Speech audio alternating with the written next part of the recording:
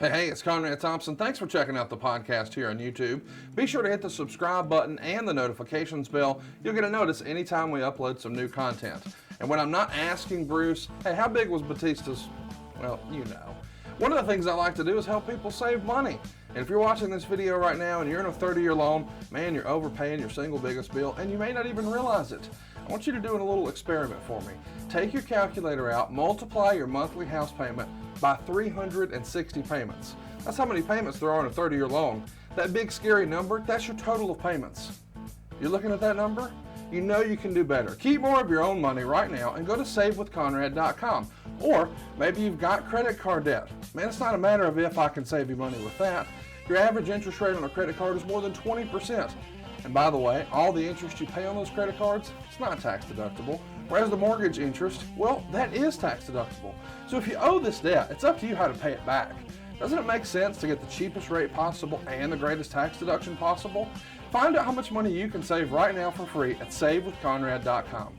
You don't need perfect credit. Even scores in the 500s can be approved, and it's no cost out of pocket. But maybe best of all, we're licensed in more than 40 states. We can help more families than ever before. But how much can we save you? Find out right now for free with a quick quote from savewithconrad.com. Hey, it's Conrad Thompson, and you're listening to Something to Wrestle With. Out, Bruce Prichard. It's a remix again, gang, but you probably predicted that if you saw the news yesterday. A lot of moving parts in WWE today, but we hope that Bruce will be back with us next week. But today we have got a classic Something to Wrestle With. This is back before Vince hired Bruce back and stole him away from us. Either way, it is a really long show covering all things Jeff Jarrett. And I thought, what a great time to talk about Jeff Jarrett. Since the news is out, I have another podcast. Can you believe it? How silly am I signing up for yet another podcast? I've been pretty consistent over the years, though. If I could do a podcast with one person in wrestling, who would it be? And one of those names is always Jeff Jarrett. I just think he's got a fascinating story. And this episode of Something to Wrestle just sort of scratches the surface, but it's going to whet your palate for what's coming. Our very first episode will drop right here on Westwood One on Tuesday, May 4th.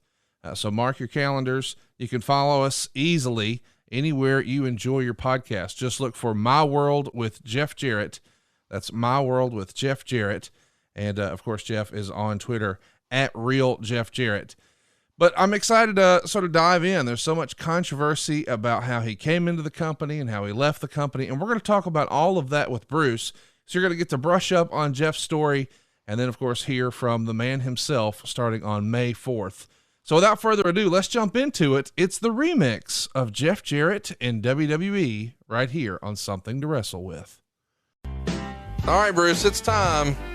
What happened when Jeff Jarrett came to the World Wrestling Federation? And of course, these days, Jeff is pretty timely. He's been in the news a lot lately, and you know what the news was, so there's probably no sense in us covering it here.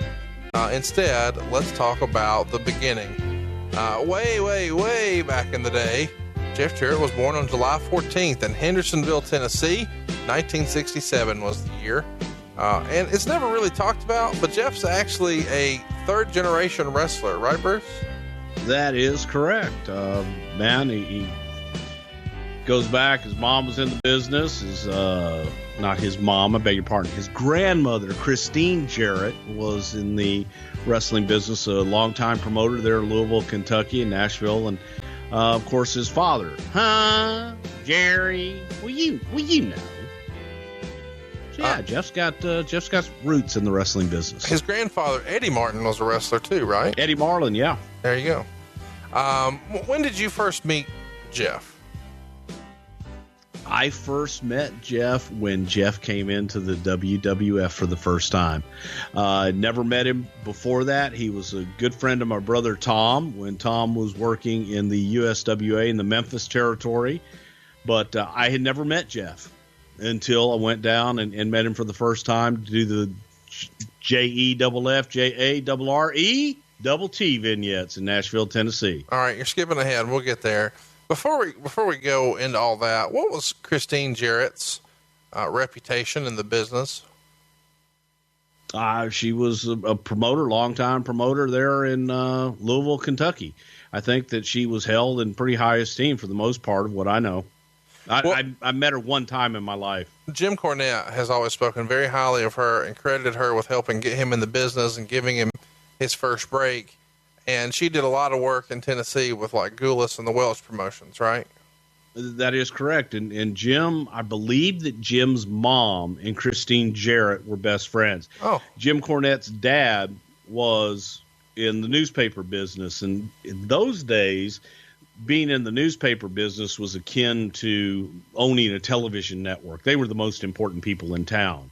And so Christine and Jim's Mother Cornette, were good friends.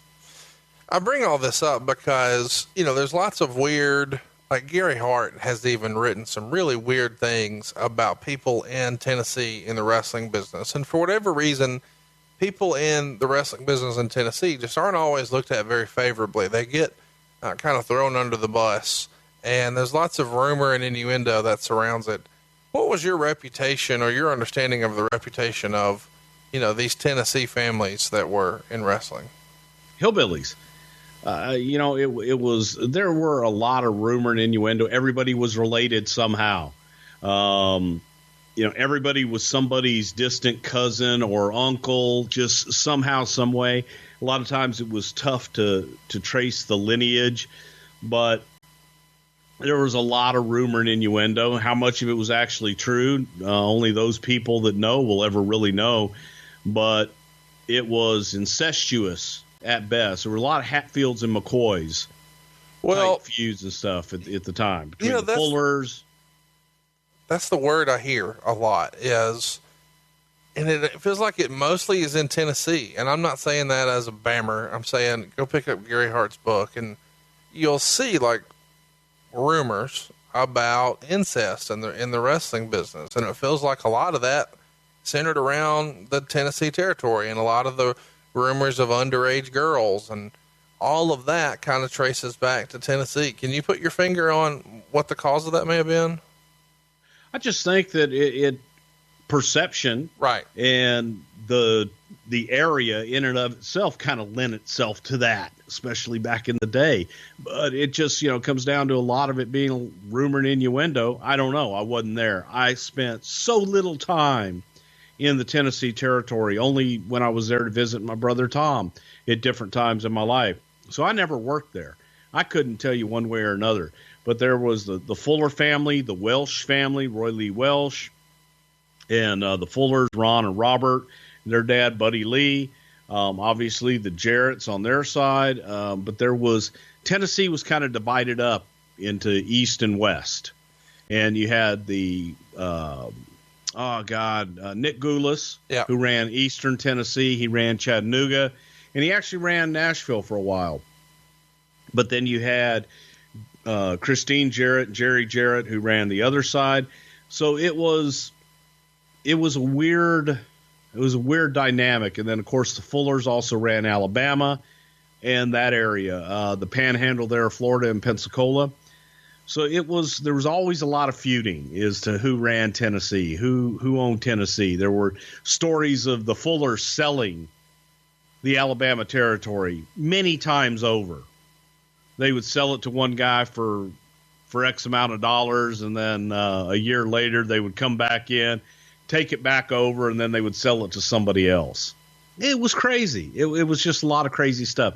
And I think that's where a lot of those stories stem from in Tennessee, because of some of the crazy dealings that went on. Well, and it's probably, as with everything else, most everything else we've covered on the show, there's a nugget of truth, or maybe somebody got a bad business deal. But then it becomes this game of telephone where people are just looking for a reason to disparage. And before you know it becomes bigger and bigger and bigger. And it's easy. And it's easy, especially when you're not there, to go, hey, did you hear about those folks in Tennessee? Right. There was a feeling amongst people outside of the Tennessee territory, I think, from, for instance, in Houston, where I grew up, there was always a feeling that the Tennessee territory was more of a cartoon. The wrestling was different. It was a lot of bumps. It was a lot of high spots, and it wasn't a serious big man territory. So it's just different styles. Sure. Well, let's talk about, when Jeff gets in the business. He starts in 1986 as a referee. He's 19 years old, and he's working with his father's CWA promotion before he starts wrestling. Any memories of the CWA? I remember the USWA when they went to Dallas. CWA before that was something I think Jerry did to have his own world champion at one time with Billy Robinson. That belt you've got to see. Throw in your Google machine if you want to see one of the world's most interesting belts, the CWA belt. So 1989, you just alluded to it. Jarrett winds up purchasing World Class from the Von Erichs. He renames it the USWA. And Jeff, of course, winds up winning the USWA Southern Heavyweight title like 10 times and the tag team title like 15 times, just some absurd number. And buying out World Class is a pretty big deal. What do you remember the details or the impact on the business, or what can you tell us about Jarrett purchasing World Class and what it meant at the time? Depending upon who you talked to at the time, Fritz was allegedly hard up for money, and Fritz was looking to get away from the wrestling promotion. He had dealt with his kids, and I think that there were issues with Kerry at that time with his drug issues and what have you, that Fritz didn't want to deal with it anymore. Fritz didn't want to deal with the day-to-days of the wrestling business. So he was looking for somebody to come in and run the area. So Jerry came in and had this idea, bought a bus, a big, like a rock and roll tour bus that they would take the talent and they would take them from Tennessee down from Memphis. They would go down and do TV in Dallas, and then they would all get back on the bus and they would end up going back up and doing the TV in Memphis. But that was Jerry's way of kind of conquering the world and go on down and move from Memphis and conquer someplace else, that being Dallas. If you talk to Kevin Von Erich would tell you that his dad was swindled out of the territory, and that I believe there were lawsuits later on of Kevin suing Jerry Jarrett for the business and for whatever that all transpired. But it wasn't a popular move with a lot of people, but it was told to the wrestlers at the time, this is a great opportunity to be able to go and take over the Dallas syndication, because at that time Dallas had great syndication worldwide, and they were all over the place, and those stars of World Class Wrestling were big stars all over the world. Yeah, pretty innovative World Class. If you haven't looked into them, you should definitely go check out. There's a fabulous documentary on the WWE Network. I believe it's called The Rise and Fall of World Class or something like that. No, Triumph and Tragedy. That's what it is. Check that out. It's outstanding. All right, so let's talk about Jeff getting into the company. We've been filibustering here for a little while. He first makes his appearance with the WWF while he's still actually working for the USWA.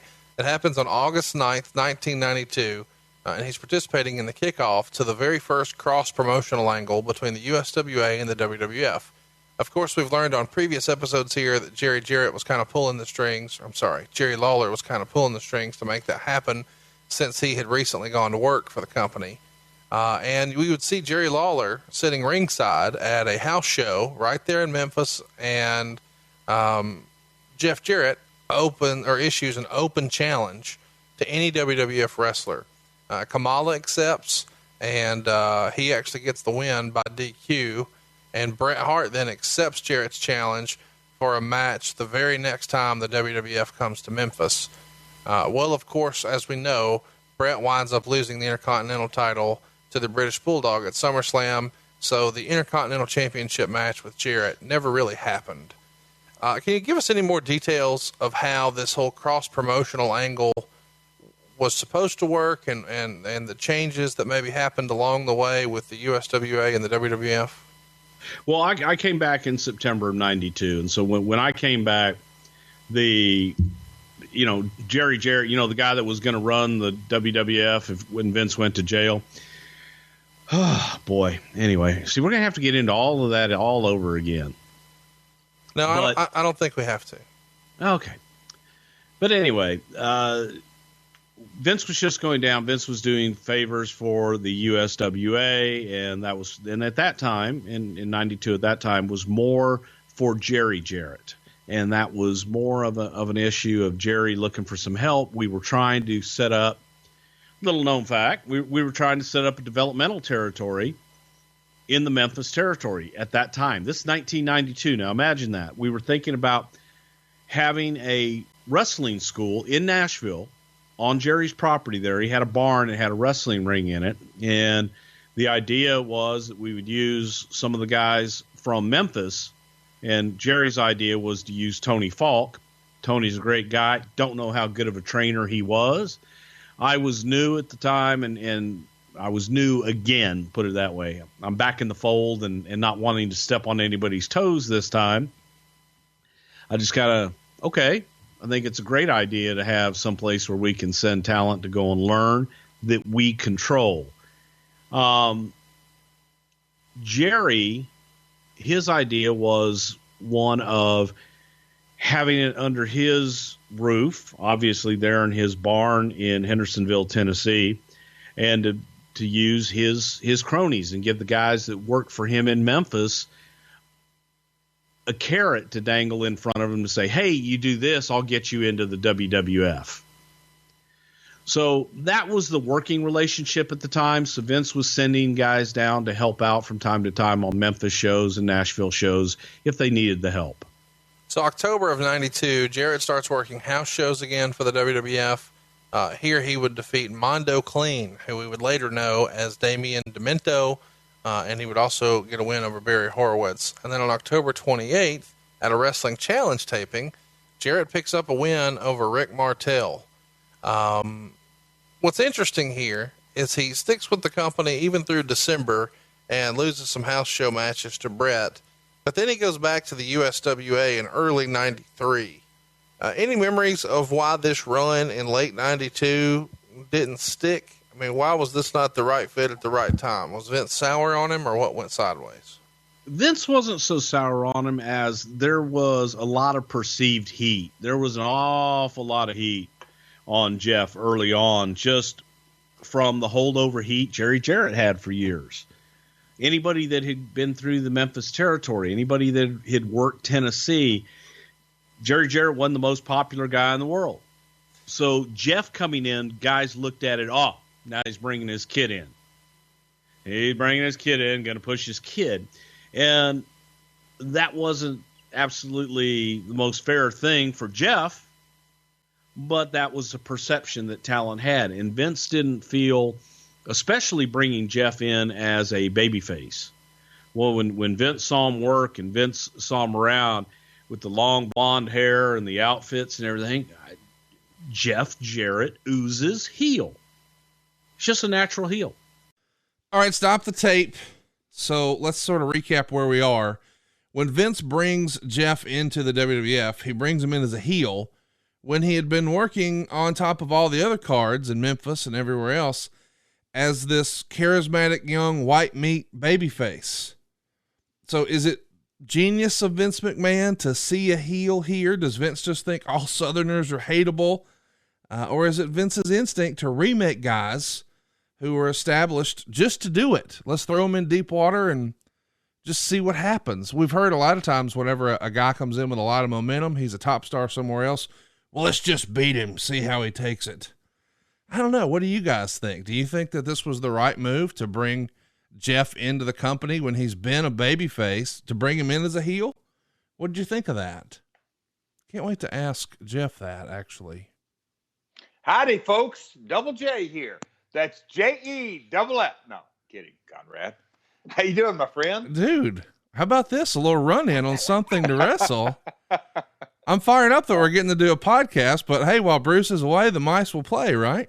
Exactly right. No, I'm excited to, as you say, chat me up. But no, I can remember listening to this episode, which is really cool. Of course, God, what year was this? But I can remember there was one long-winded thing, and I'm sure we'll get to it. But the vignette story. And, all kinds of stuff. So anyhow, go ahead. You're the interviewer. I'm the interviewee. Fire away. Listen, I'm sure we're going to talk about all of this stuff in individual episodes. So we're just going to sort of scratch the surface. But were you surprised that Vince wanted to bring you in as a heel?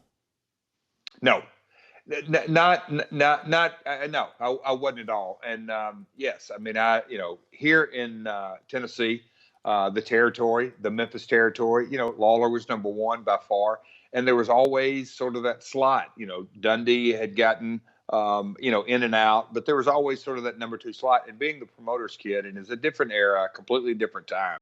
Me being a heel in this area wouldn't really work. And then when we went out to Texas, and you got to remember, this is late 80s, just sort of a different style. And in Tennessee, as opposed to WWF at the time. But then when you look at the WWF time, look at the cast of characters. I mean, that was the Hulkamania, coming off the heels of that by 93. But, the late 80s were big, huge monster, quote unquote, baby faces.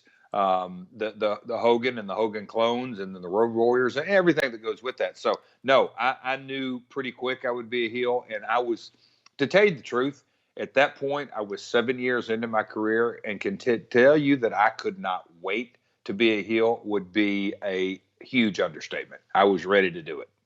I can't wait for us to follow up on that sometime soon, but without further ado, let's jump back into it. Oh, and before I do, Jeff, this episode dropped, I think in September of 2017, which I guess now feels like about 10 years ago, doesn't it? Boy, you get 2017. Yes. But a hell of an episode. If I remember correctly, it did well. Yeah, it did very well. It was 4 hours. So we got a long show today. But I remember, Bruce, we were working together in 2017. I think I remember him letting me know that. Yeah, 4 hours. Woof. Let's get back to it. Here we go. It's Something to Wrestle with Jeff Jarrett. It's kind of weird. Here we go. So let's talk about the heat, because I was hoping you were going to mention that. We've heard this for a long time. Guys have been critical of the Tennessee territory, and even Jerry Jarrett specifically, saying that he paid the guys like shit. There was even a comment, I think once, that Dutch Mantell made famous, where Jerry Jarrett held a meeting in Memphis with all the boys and said, listen, if you want to wind up working for the WWF, then you've got to get off steroids. You need to, you can't be on steroids and get called up to the WWF. And supposedly Dutch Mantell said, with the way you're paying us, we're not even on food. And I don't know why, but that tickled me. Who do you think he had heat with? And was this firsthand from guys who were there and just didn't like the way his dad handled them? Or is it just, hey, I've heard his dad's an asshole, so I don't like him either? No, anybody that been through Memphis, in particular, I mean, hey, the Undertaker, there was heat there because that was one of the first places that Undertaker had gone to, and there was just residual heat from the way that Jerry Jarrett treated talent back then before they were stars. Randy Savage didn't like Jerry Jarrett all that much, although I think it was a love-hate relationship, and they got along okay, but there was Randy, can't trust him, brother, keep an eye on him. So pretty much anybody that had been through the Memphis territory before coming into the WWF just kind of felt like, nah, can't trust this guy. There's a rumor that supposedly all the guys who worked in Tennessee were disgruntled with their pay, but they were trying to keep their spirits high because they're chasing this dream. And then one day they go visit Jerry at his house and they see this palatial estate. And all of a sudden they realize, wait a minute, we've been getting the short end of the stick here. And a lot of the heat just grew from there. Is that the same version of the events you've heard? No. That's the Jerry Lawler story. That's the Jerry Lawler version of Jerry Lawler realizing when Jerry's working Memphis and Jerry's out there drawing all these houses, and Jerry goes and sees, Jerry Lawler goes to Jerry Jarrett's house in Hendersonville and sees this huge mansion with a ballroom and multiple rooms and all this crazy shit, which, by the way, it was an incredible mansion. He's like, wait a minute, I'm doing all the work up and down the road, and this guy's living in a mansion? That's a Jerry Lawler analogy. That's a Jerry Lawler story. But the talent at this time of the game, Memphis was on its ass. Right. And it was the only thing that Jerry Jarrett had to dangle in front of the talent, because he sure as hell wasn't going to say, hey, by God, if you work really hard, we're going to put you on top in Evansville, Indiana. or we're gonna go to Paducah a couple months, and I may have you in the semi-main event. No, there was nothing else to dangle in front of them other than, well, I got Vince's ear. Sure. So let me ask you. So he would dangle that. When Jeff leaves in late 92, early 93, and goes back to Tennessee, is that him coming to the office and saying, guys, I got some heat, let me go simmer shit down? I doubt it. It's probably you going and saying, hey, here's where we are. No, it was, and there never was when he came in early 92. That was just to take a look at him. Vince had never seen him before. So Vince had no idea, really who the hell, other than being Jerry's son, who the hell Jeff Jarrett was. Right. So this was an opportunity for him to get out on the road with the talent, and let's see how he works with our guys. Let's see if there's anything there. It wasn't a start and a stop date at all. He never was on television. We just used him at house shows and used him at TV and dark matches so everybody could take a look at him. That was more of a feeling out period to see if we could come up with something. And then he went back to Tennessee to work in his dad's territory until it was time to bring him in. But why does it come to an end? What does that sound like? Like, talk me through, because you give him a win over Rick Martel on TV. And so no, it wasn't on TV. It was out of TV. Okay. He didn't beat him on TV. Okay. He had not, at this point, he had not debuted on TV at all in any form. Okay. So it was just, Jeff, come on in. Let's take a look at you. You put him in the ring with a guy like Rick Martel, because Rick Martel's a great worker, and Jeff could hang and Jeff could go. Jeff's a great worker, and especially at that time, man, he could really go. He looked good in the ring. I think he was smaller than Vince anticipated. But again, it was, come on in, let's take a look, and then, okay, go back, go away, let's think of something for you and figure out some way to bring you in. Because he didn't want to just bring him in. Again, think about it. Vince didn't want to bring him in as Jeff Jarrett. Right. Now, who the hell what's a Jeff Jarrett? So let's talk about Jerry. We mentioned the heat that may have been on Jeff. Behind the scenes, I think everybody would assume Jerry was pushing for you guys to bring in Jeff. Was that the case? Did Jerry push for Jeff to come in? Big time, yes. What was, I'm not asking for an impression. I want you to just give me the real deal here. What was he saying? Like, this guy can work as this, he can work as that. Here's what he brings that we're not doing. What's the pitch sound like? Jerry pitched Jeff as the second coming, and Jerry pitched Jeff as the next big baby face in the territory, because in Tennessee and in that area, especially in that region, they had made a lot of money with that type of baby face, good looking baby face that draws the girls and comes in. That was that kind of territory. And Memphis made a lot of money promoting that type of an act. Jerry was selling that to Vince as that Jeff would be a huge baby face coming in as just like he is. When you see him, the long blonde hair and everything, and the way that he worked, the way that he walked, the way that he carried himself, he came across, he had a natural heel charisma about him. Well, and he comes in October of 93, and he's back in the company at this point. So less than a year away. And he's on the main roster, of course, and he's going to debut with a series of vignettes in Nashville that you've mentioned a little bit already. Kind of catch me up. When the decision is made to bring him in, is this just Vince giving in to Jerry's wishes, or does Vince know he's got a plan in mind and reaches out? Both. It was Vince had an idea. Vince watching Jeff, and again, we brought him in through different times, Vince going there, and everybody trying to come up with some idea for Jeff Jarrett.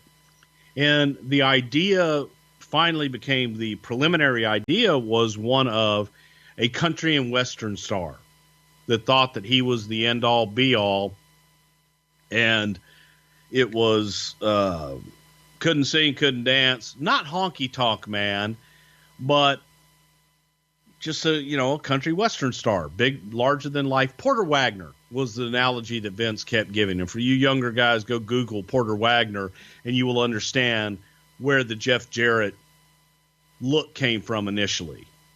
the cowboy hats and the flashy jackets and the lights and all that stuff, that was a ripoff of Porter Wagner. So that was all the preliminary idea that Vince had. So we kept talking through. We kept talking through about how he would think he was the greatest thing, but yet Nashville didn't embrace him. And Nashville didn't know what the hell they were missing with Jeff Jarrett. They had no clue. And Jerry kept pushing this damn, got to have an entourage. You know, every big star has an entourage. He's got to be surrounded with people, which were a lot of Jarrett's cronies, which consisted of Ronnie Gossett. Tony Falk was a part of it. I believe we even had Jacqueline as part of it at that time, but Jacqueline was one that we were looking to bring in to actually be a worker as well. So that was the preliminary idea, and I was just going down to Nashville to shoot some stuff with Jeff to try and come up with some vignettes to form this character.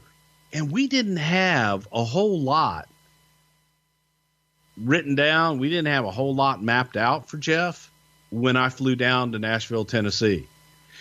Jerry Jarrett was supposed to secure all of these spots. He was supposed to secure the Country Music Hall of Fame. He was supposed to secure Ryman Auditorium, the Grand Ole Opry, a lot of these places for us to shoot. And I fly down to Nashville with a crew, and I get there to say, let's go see what we have.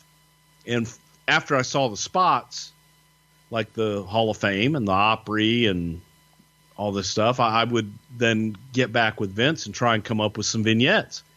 When I got there, Jerry had nothing. He hadn't spoken to anybody. He hadn't secured any permits. He had nothing. So I called Vince back, and I'm like, this is going to be a run and gun. But I don't have access to the Grand Ole Opry. I don't have access to any of these places. So we're kind of screwed. I met with Jeff, talked to Jeff, and Jeff said, he goes, I know some people, we'll just go up, and I can talk to some people and probably get some of this stuff done. But it was on the phone the night before we started shooting that we came up with the whole JEFF, JARRETT. Who is we when you say we came Vince up? And I. Really? So it's just you two talking about what to shoot and what to do, and then somebody freestyles spelling the name like instead of like the old Mississippi spelling? Well, I kept spelling it that way. And Vince said there's got to be something with those double J's, Jeff Jarrett. There's got to be something there. Spell it. He goes, let's spell his name. And I kept spelling it JEFF, JARRETT. Spell that again. JEFF, JARRETT. He says, double J. He says, everything's a double with him. It's J, and that's, and it was born. I was at the Holiday Inn in Nashville, downtown Nashville, on the phone with Vince, and that's how we came up with it. Wow. So I started going through and I started doing all these promos. I said, okay, we can walk in front of the Nashville or the Country Music Hall of Fame. Jeff knows some people. We can go down Broadway and walk in front of some of those famous bars. We can walk in front of the Ryman Auditorium, all these different things, which also lended itself, though, to they're not accepting me, blah, blah, blah. That they're not accepting me. Yeah. Otherwise, I'd be inside. Right. So kind of worked. The fact, we backed ourselves into it. And I just kept saying, if somebody comes and chases us off, it's even I'll better. Shoot it. It's even better. And it's great. So then I went through the whole thing and I came up with all these different vignettes and I'm writing down notes.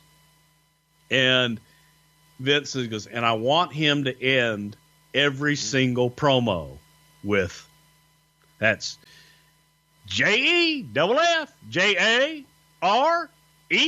double J, Jeff Jarrett.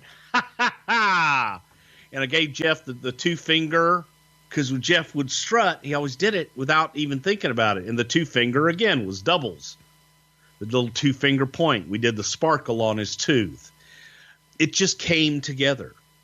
we got in front of when we did one where we walked in front of Tootsie's Wild Orchid Lounge on Broadway, a famous the oldest bar in Nashville or some shit like that, where Willie Nelson sold Crazy to Patsy Cline for $50. And we're walking out and Jeff is bad mouthing Tootsie's. The owner of Tootsie's walks outside while we were shooting. And starts cutting a promo on us. And she looks at Jeff and she says, "Do I know you?" And he's like, "Hey, how you doing?" She goes, "You have beautiful hair." He says, "Why are you guys bashing my bar?" And we explained everything to her, and she was cool as shit. We walked into, they were redoing the stage at the Ryman Auditorium. Yeah. And the side doors were open. We walked into and went onto the stage at the Ryman Auditorium while they were repairing it and shot. The workers, they didn't know any better. Right. They didn't think anything of it. They didn't stop us. They didn't ask any questions. So we had a lot of luck in that regard, that we stumbled into some good shit. We went to Tony Conway's place. Tony Conway and Buddy Lee Promotions in Nashville, Tennessee. Buddy Lee was the manager of Willie Nelson, all the big name country acts, great promoter all throughout the Southwest. His offices were in Nashville. We went to his office to try and bust in, and Tony Conway, who was another promoter, worked with Buddy Lee, threw us out. And that's where we came up with the deal. Kerwin Silfies, give the nod to Kerwin, is we were in the elevator. Kerwin was sitting behind a desk and noticed that there was a camera in the elevator. And he says, when we get him in the elevator, he says, "Jeff, you're still mic'd. Look up to that camera and cut your JEFF promo to that camera." And we zoomed in on the security camera behind the secretary's desk. And that's how we ended that one. That's great. But that was the fun, man. That was the beauty of how we used to do vignettes and create characters. Jeff had input, and we were out there creating as we went along. And there weren't a bunch of scripts, there weren't a whole bunch of words he had to memorize. It was a feeling. It was, tell me this story. Tell me that you are the greatest of all time, and Nashville is so jealous of you that they have turned their back on you and they're shutting you out. But you won't be shut out in the WWF. That's JEFF, JARRETT, Jeff Jarrett. We said that so many times that we were saying it in our sleep. You're wound up right now. You're having a good time talking about this. Is this one of the last times you got to shoot vignettes like this? Because you're talking about it with a lot of appreciation. Well, I talk about it with a lot of appreciation because it's just so fun to create with talent that embraced the opportunity. And some people might have looked at it and said, you know what? I don't want to do that. I've been a wrestler. I'm Jeff Jarrett. He embraced it. He had fun with it. And we were able to create on the fly. I also had the freedom to create on the fly. I didn't have to sit there and get on the phone and call Vince and say, he'd like to say the instead of the. Is that okay? No, damn it. I want it to be the. Vince trusted me, and we got to go out and just look around, say, hey, what about this? And Kerwin Silfies, who was the director, we talked about it. I saw him in St. Louis this year, and we just talked about how fun it was to be able to go out and take your environment and create something out of it. Sometimes it was off the chart like this. Sometimes it was the shits, but these were fun. And it was a character that was organic and that we made happen there on the fly. So let's talk a little bit about, because I've always associated that with Jeff Jarrett, and I fucking hated it as a kid. But the way you just described it, it made it sound like that was a Vinceism, that Vince did it, and you were just trying to keep it going because it was a Vinceism. The spelling of the name was a Vinceism, and the rest of it was pretty much Jeff and me. Vince wasn't there. Vince didn't see it. Vince couldn't really comment on it until after the fact. The spelling of the name was Vince. I mean, that deal. That was something that just happened. It just happened. Double J, Jeff Jarrett. It was just that hokey laugh. It was so hokey, so phony. So you wanted to slap the shit out of him. Yes, it worked. It worked. It worked. You got me. And that was the things that Vince would be, goddamn, don't be hokey. His hokiness made it work. So the idea was supposed to be that he was this big singer. Did you guys know that he was going to do the big singing storyline from the jump? Or was it just, like we never saw Duke the Dumpster, like carrying trash for real. Like, did we imagine that we were eventually going to turn that into a Milli Vanilli type angle, or what was the plan originally? No, the plan was originally that we would keep the facade going. There was talk about at some point doing an album. The whole Milli Vanilli stuff came about after Road Dogg came on board, and we found out that Road Dogg could sing. So it was like, oh man, what if he's got a roadie that does the singing, and he's out in front taking all the accolades? Right. We'll talk about that as we get into it. But originally, it was the fact that you never got to hear him sing made it even better. Heat. Yeah, absolutely. If you're really the best, then we would have heard you by now. My throat's not working real good tonight, folks. Sorry. Sure. This gimmick, did you feel like, and did Vince feel like this at the time? I mean, we have to appreciate this is 1993, so the business is quite different. Did y'all see this as a potential main event gimmick, or is this gimmick destined for the mid card? I think we all kind of saw it once we got into it that, you know what? Yeah. I think we thought Jeff could be a contender. I think everybody did. So, as we mentioned, Jeff is working house shows in December, and he's back on the road, and he's working with Brett and putting Brett over. And it's interesting to me that, Brett's obviously a top guy, and he's an instant main eventer, at least on the house shows. How was he able to secure that spot? And I know a lot of people will say, but he was losing, but at the time he was always lost on the house show. So how did Jeff Jarrett go from, he's got a little heat to, hey, we're putting him in the main event with Brett? A lot of time had passed by this time too. And we had the gimmick developed as well. The one way for people to accept you as a main eventer, you put them in the main event. Absolutely. You put them in the main event with a main eventer. Man, I really feel like so many people overlook that. I wish everybody would just hit rewind 15 seconds and hear him say that again. People look at you like you're a main eventer once we've put you in the main events. It really is that simple. All right, stop the tape. Let's talk about it. The vignettes, you sort of alluded to it earlier. This was going to go a long way to establish the character. I guess this is Vince's ha-ha. But Bruce, man, he developed a reputation, at least amongst us listeners here on the show, for the guy who had the vision for these vignettes, whether it was DiBiase or Mr. Perfect, and now you're getting that same treatment here. What'd you think of these ideas that you guys came up with there in Nashville? Just because of the storytelling, it was, in Memphis, obviously we're week to week and episodic, but this being a vignette and that's obviously the first time my opportunity to work with Bruce, quote unquote, I knew it was the big time, but as they were rolling out, let me back up. When they came down to shoot him and Kerwin Silfe's, you talk about a great director, but he was, the director of the program back then, and Vince flew him down.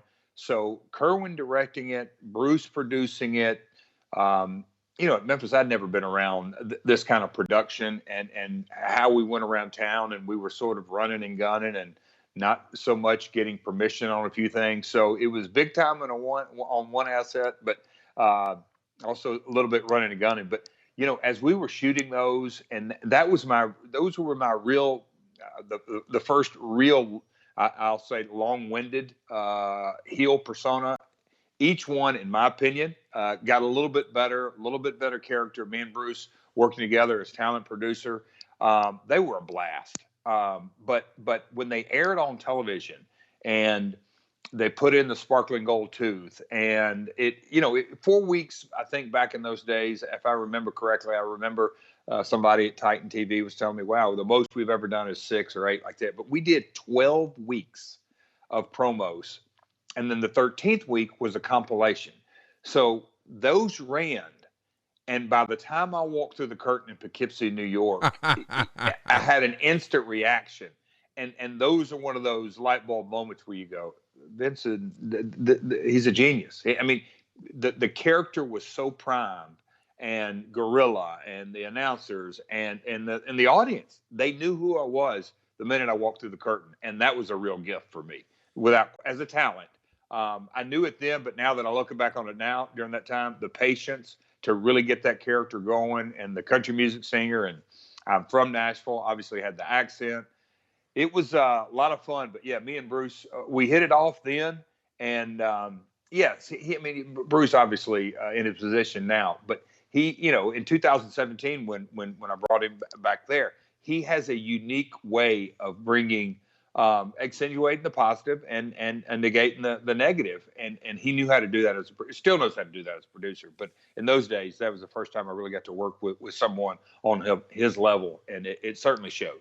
Hey, I'm curious real quick. Did he ever, or did Vince ever lay out? So the gimmick is you're sort of doing a Milli Vanilli thing. You're the country music singer who's the world's greatest entertainer, but never actually sings. Was anything ever explicitly said like that, or was it just sort of understood? No, the character, because it was in the early days, and let's see where it goes. The thing that I thought was so cool was, hey man, your name's Jeff, Jarrett. That instantly, I'm not saying that it was an instantaneous catchphrase, but it had a hook. You talk about it. I can open up spelling the name and close spelling the name, and right there you've got 20 on the top and 20 on the bottom. Yeah. Only really had to talk for 40 seconds if we're doing a minute promo. But no, it really, hammered home, obviously, my name, the character, throwing in the ahas, world's greatest singer, all that kind of stuff. So me singing or not singing, that came months later.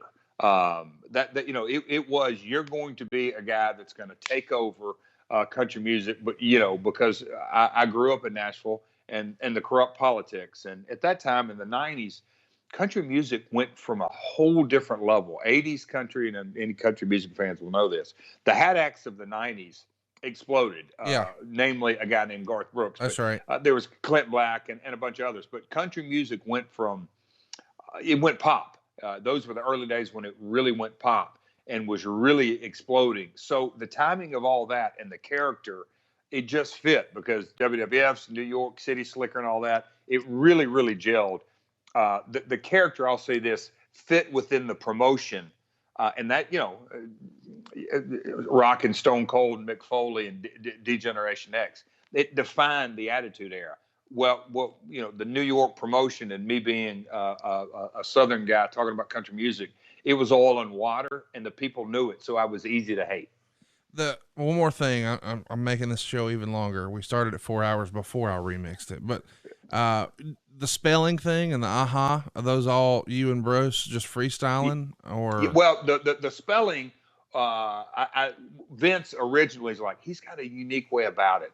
Have him spell it out, but then Bruce was saying that, and I was thinking on it, and then just as we started getting that rhythm, Jeff, it just came. It was really cool and a lot of fun, because a guy spelling his name, God Almighty, you want to smack the taste out of my mouth immediately. It was good heat. Well, we hope you're enjoying it. Let's get back to it. Something to Wrestle about Jeff Jarrett. So the December 20th Observer reports that Jeff Jarrett is going to be doing a honky tonk man type gimmick, or at least that's what they've seen at the house shows. And Meltzer would say it wasn't getting over at all. Do you remember in the initial house show run when he was first trying this out in October, November, and December, it kind of being not an instant hit with the crowd as far as, getting any sort of heat? I can't remember. I would be hard pressed to give you any new gimmick that we would try out and just go out cold. It was ice cold. Right. Until people saw the vignettes and understood that this guy's a phony and he's a charlatan of the country and western world. that they would then get the heat, and the character hadn't been explained to them yet. So he was going out ice cold. He's working double duty here because he's working as the USWA champion too. And then on December 20th, he drops that back to Jerry Lawler. Imagine that. Let's talk a little bit about the way he was presented as far as ring gear, because Jeff had a lot of interesting ring gear. Who's helping come up with this? What input did Vince have? How much of this was Jeff's idea? What can you tell us about the way he was decked out? The Double J design and the lights and the cowboy hat and all that stuff, that was something that the creative department in WWF came up with, and that was per Vince's direction. I want a 1990s version of Porter Wagner. That's who this guy is. And that's what they came up with. The light up, with the jacket lighting all up, and oh my God, we did horses. We did the whole damn shebang with Jeff, and people remember it, but it was over the top. So we've talked about before that whenever a guy has gear, that he's coming out of pocket for this, it feels like here when it's this level of a costume, it's not just tights. You got the lighted cowboy hats, the light up jacket and pants, the ring attire with the suspenders and the big neck collar, and just some of the over-the-top stuff. This feels like something that the company would have just provided. With the ring gear that Jeff wore in the ring, that was Jeff's, and that was something that Jeff had come up and that Jeff had done before. But the light-up jacket and all that stuff, that was something that we came up with, and I believe we paid for the first ones. If you had to guess, what do you think that a light-up gimmick cowboy outfit runs for in 1993? A few grand. That's a little less than I thought. So let's talk a little bit about, once he's rolling here, he's working not only Brett, but 1, 2, 3 Kid and Marty Jannetty. You said a minute ago when I talked about heat that some of that had gone past, like enough time had gone by. Do you think that some of the heat had subsided, or had people just sort of gotten over it?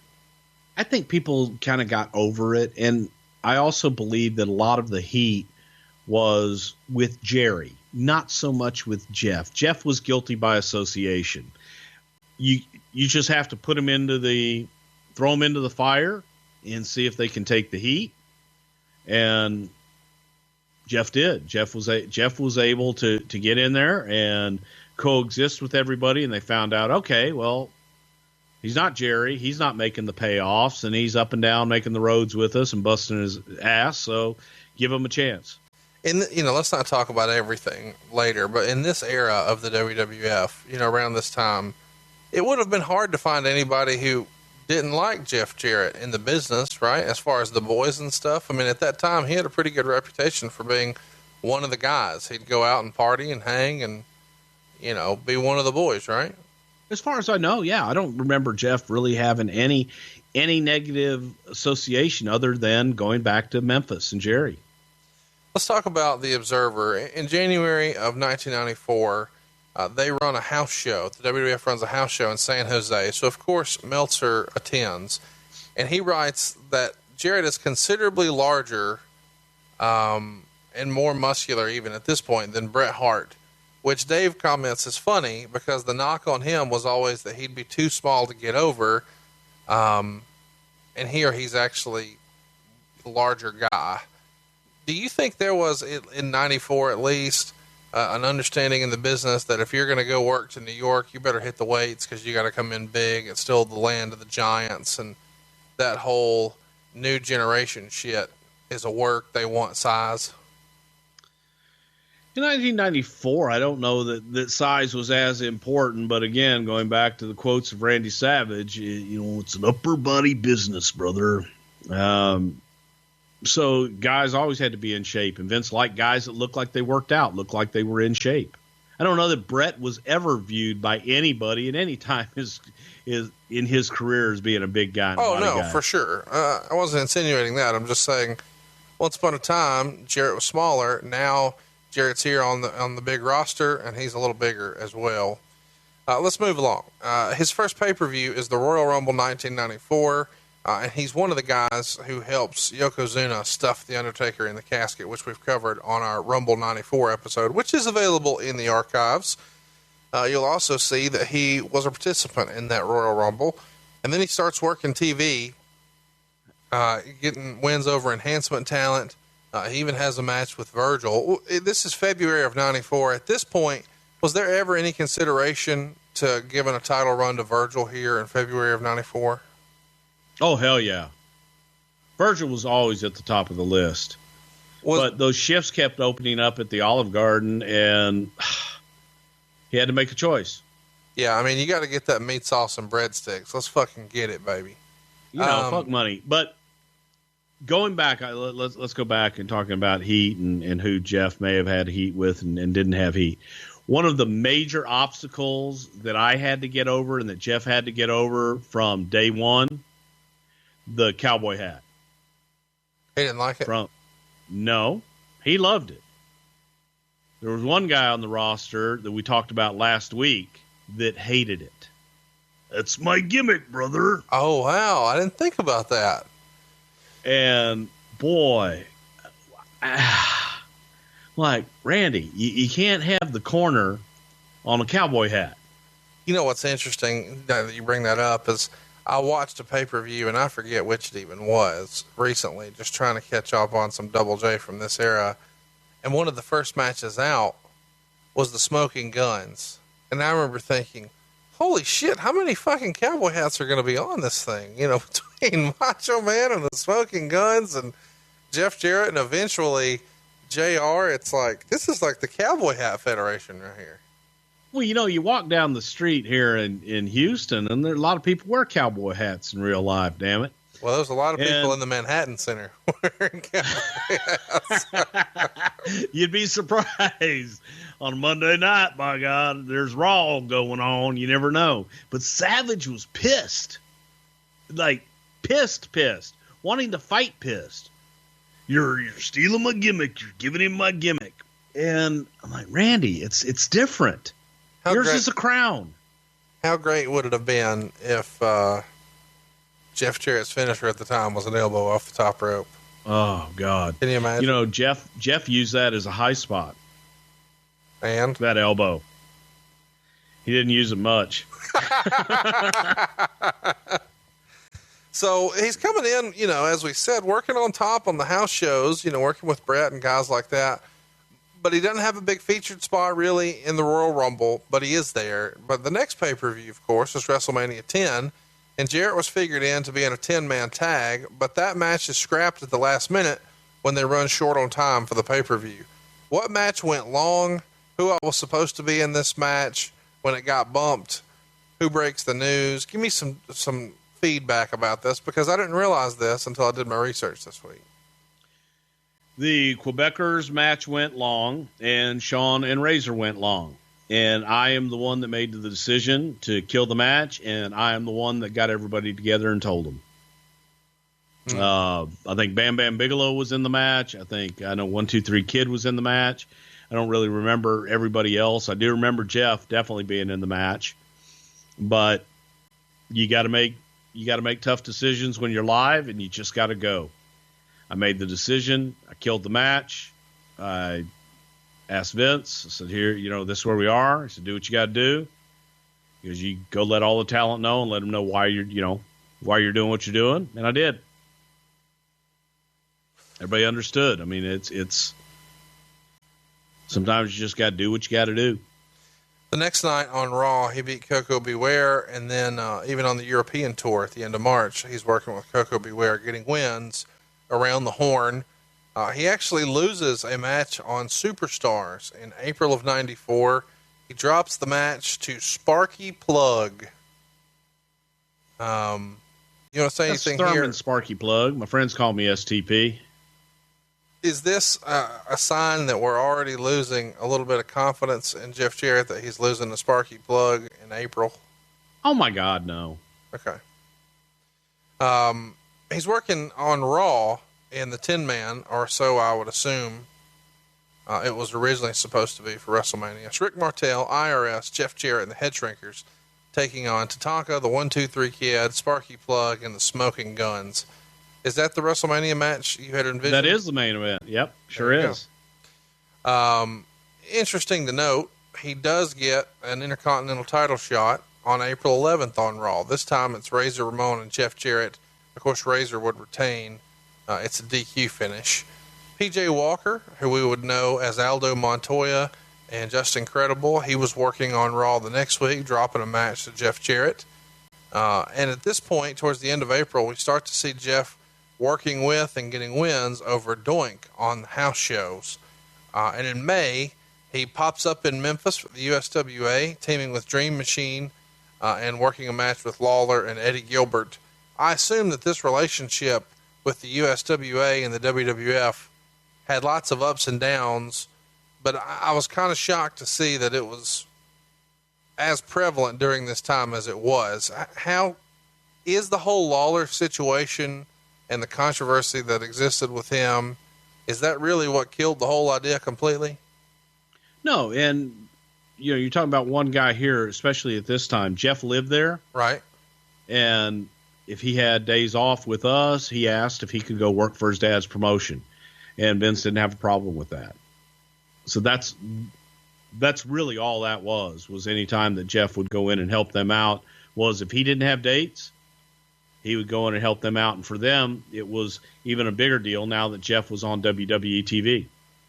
He works a few shots with USWA, and then on the 21st of May, he gets a win over Lex Luger by countout, and this is a King of the Ring tournament qualifier. So this is a big deal, to get a win over Lex Luger just a few years removed, or a few months removed.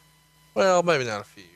Yeah, a few months removed from WrestleMania and having a title shot. Here we are.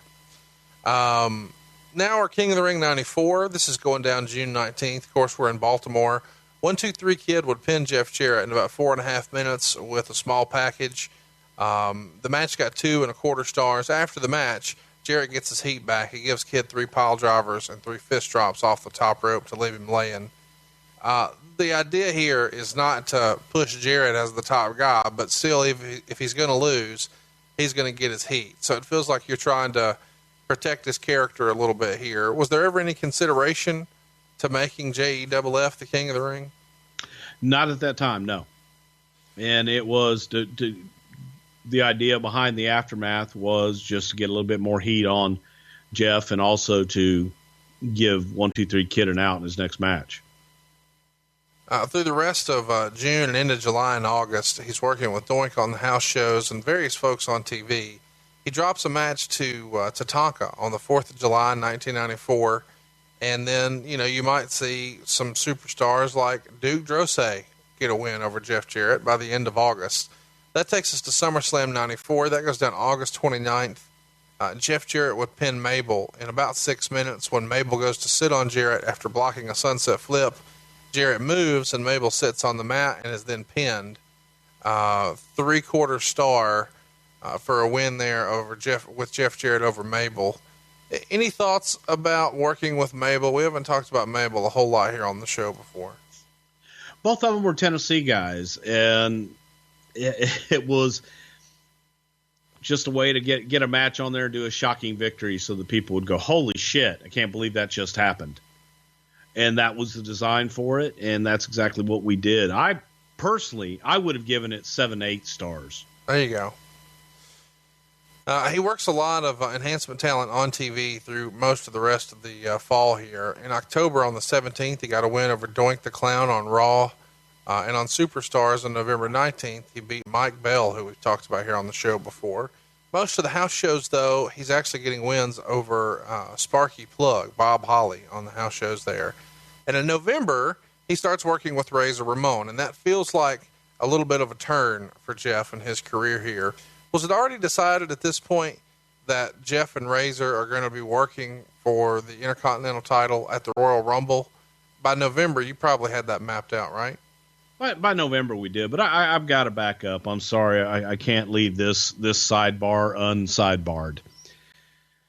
Prior to this, and when you're talking about Jeff and working with Doink the Clown and what have you, Jerry was still working as a consultant in the office. Right. So Vince had felt, or Jerry had felt, that he had been ostracized a little bit by Pat and myself. And so Vince said, you know what, Jerry, I'm going to give you Mania, which was a Saturday morning television show. You write it. It's your baby. Bruce and Pat have nothing to do with it. You show me what you can do, and you go do it. So Jerry takes his stab at Mania. Now, give you a quick television writing lesson. An hour television show usually has 6 segments in it. And of those 6 segments, you have some that are longer than others. You usually have 1 or 2 short segments, and you have 4 longer segments. Out of 6 segments in a 1-hour show, Jerry had all about Doink and Jeff Jarrett and their angle. Now, in the big scheme of things, the show Mania was a compilation show. Right. That aired on Saturday morning and was used to reach a younger audience, but it was used to exploit the main stories. So you've got all the main stories, and out of 6 segments, 3 of them were about Jeff and Doink. So this gets back to Vince, because Jerry had told everyone in the studio that he had autonomy, and that Vince had given him express authority. This is the show, and this is how we're going to do it. So Vince is home watching Mania. And, of course, the phone rings. God damn it, pal. How in the hell could you let this go? I said, what? This is Mania. I don't do Mania. Well, God damn, don't you approve all this shit? I said, I was told to leave Jerry alone. I was told this is Jerry's show, and he's going to do it his way. Oh, God damn it, you're right. So now Vince has got to backtrack a little bit. But the sad thing about it was that by Jerry doing that put heat on Jeff. Right. Because you got Lex and Brett and Yoko and Taker and everybody watching and seeing, going, okay, Jeff Jarrett gets 3 segments of a show and Doink the Clown, and we barely get mentioned. Right. So we are writing to television, and in the car is myself, Vince, Pat, and Jerry. And Vince says, we stop at a rest stop to relieve ourselves, and Vince goes, Jerry, let's go take a walk, pal. And Vince is going to talk to Jerry about how it looks bad if he features Jeff more than other talent in a show that he's responsible for. Logical. Okay. So they get back to the car, and obviously Pat and I had gone. Pat went and smoked. I went into the bathroom. We come back to the car. We're waiting for him to get there. And they come back, and Vince says, all right, guys, I'm going to go take a leak, and then we'll get out of here. And Jerry's sitting there, and his head's hung low. And I'm like, what's wrong? Well, Vince talked to me, about, Mania, and about using Jeff too much, and why I've never been yelled at like that in my life. He told me I need to spread it out more, and that he was disappointed I didn't know better. I've never been yelled at like that in my life. Pat Patterson and I look at each other and start laughing. And I'm like, yelled at? Fuck you, motherfucker. You didn't even get a stern talking to. Yelled at? You want to know what the fuck it's like to be yelled at by that son of a bitch? Hang around me for more than 20 minutes tonight, and you'll hear him yell at somebody. But that was his perception, that Vince had told him something he did wasn't the best, and that was being yelled at. Now, I'm sorry, that was just my sidebar. I always found it interesting. It's like, yelled at? Fuck. Even Vince laughed at that, and I did have to tell, as soon as Vince came back, I said, Vince, why did you yell at Jerry? I love that. All right, stop the tape. Here we are. We've got, boy, I feel weird talking about this now, but Bruce and I have done it for so long. We just got to address the elephant in the room. Vince. There is no elephant in the room. What are you talking about? Vince telling Jerry that he can't just feature Jeff on the Saturday morning clip show, Mania, So there's like 3 out of 6 segments here are on Jeff or Doink, who you're feuding with. And then Bruce is saying that Jerry would inadvertently just bring the heat on you. And I don't know, is this weird to hear your friend Bruce talk about you and your dad and Vince? This is probably an awkward situation, is it not? I hate to bust your bubble, but no. And those days too, specifically this, and I can remember now, you said it's 2017, but hearing that, see, when we would go out and we did Raw, we did Raw, Superstars, and Challenge. And so this clip show was never even, I never saw a format. I was never really a part of that. And I was on the road 2022, that's when we did 10 on, 3 off, 4 on, 3 off. That was the schedule. And so I wasn't in the know on any of this, but look, being the promoter's kid, I've dealt with that my entire career, and do I remember this specifically? No, but Bruce is spot on. Hell yeah, it'll bring heat on me. And from the boys, I don't really think that we ever really looked at, what's on the clip show, but certainly in production, right. And employees and office and administrators, and just the negative connotation of course it comes with it. And I can just see that conversation taking place. I just like, whether it was Bruce or Pat or both of them, and Jerry, you want to, and I can't do impersonations, but I can hear Bruce. Let's talk about something. How he's got a sense of diplomacy about him. Yeah. And Pat did as well. But like you said, approaching the elephant in the room, and I'm not sure that was an elephant in the room, but it was like, hey, can we talk about this? And I would have loved to have been a fly on the wall, especially now. But it's the business, the good, the bad, and the ugly. And that's what we're going to talk about on My World. I think sometimes I'm going to come out of those episodes going, man, I was an asshole back then, or whatever. But it's life, it's business. We all have flaws. We all make mistakes. I'm just glad I'm alive to talk about them these days. And we're going to be talking about it every Tuesday starting May 4th. It's My World with Jeff Jarrett. And there's so much to talk about, but let's get back to the original Jeff Jarrett episode of Something to Wrestle. So let's get to Survivor Series 94. It's going down November 23rd from San Antonio. We've talked about this briefly before. Jeff was on the Teamsters along with Owen Hart, Shawn Michaels, Diesel, and Jim Neidhart. They're taking on the bad guys, Razor Ramon, 1, 2, 3 Kid, British Bulldog, and the Head Shrinkers. In the end, the match gets a 1.5 stars, and we would see Diesel chase Shawn Michaels out of the ring and out of the building. And after the match, Michaels throws the tag belt on the ground, making it clear he wants nothing to do with Diesel again. So it's a good angle, but it's really just designed to get over Shawn and Diesel. Is that the way you remember this? Exactly. One story, pal.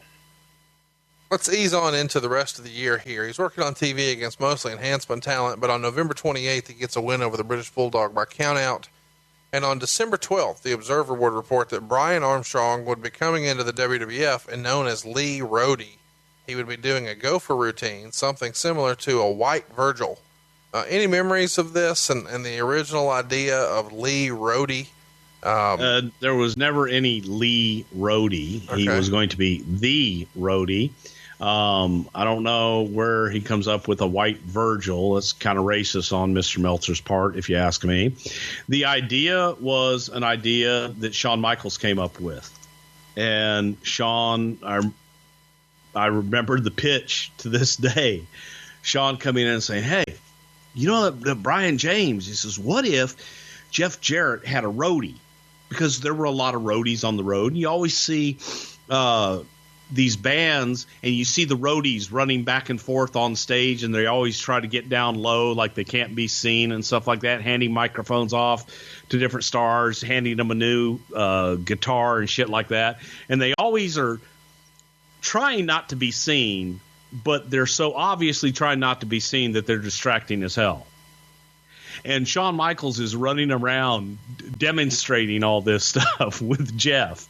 And we're laughing so damn hard. It's like, oh, my God. this will work perfect for Double J. He's got his own roadie now. He's such a big star that he has to have his own personal roadie. And that's how the roadie was born.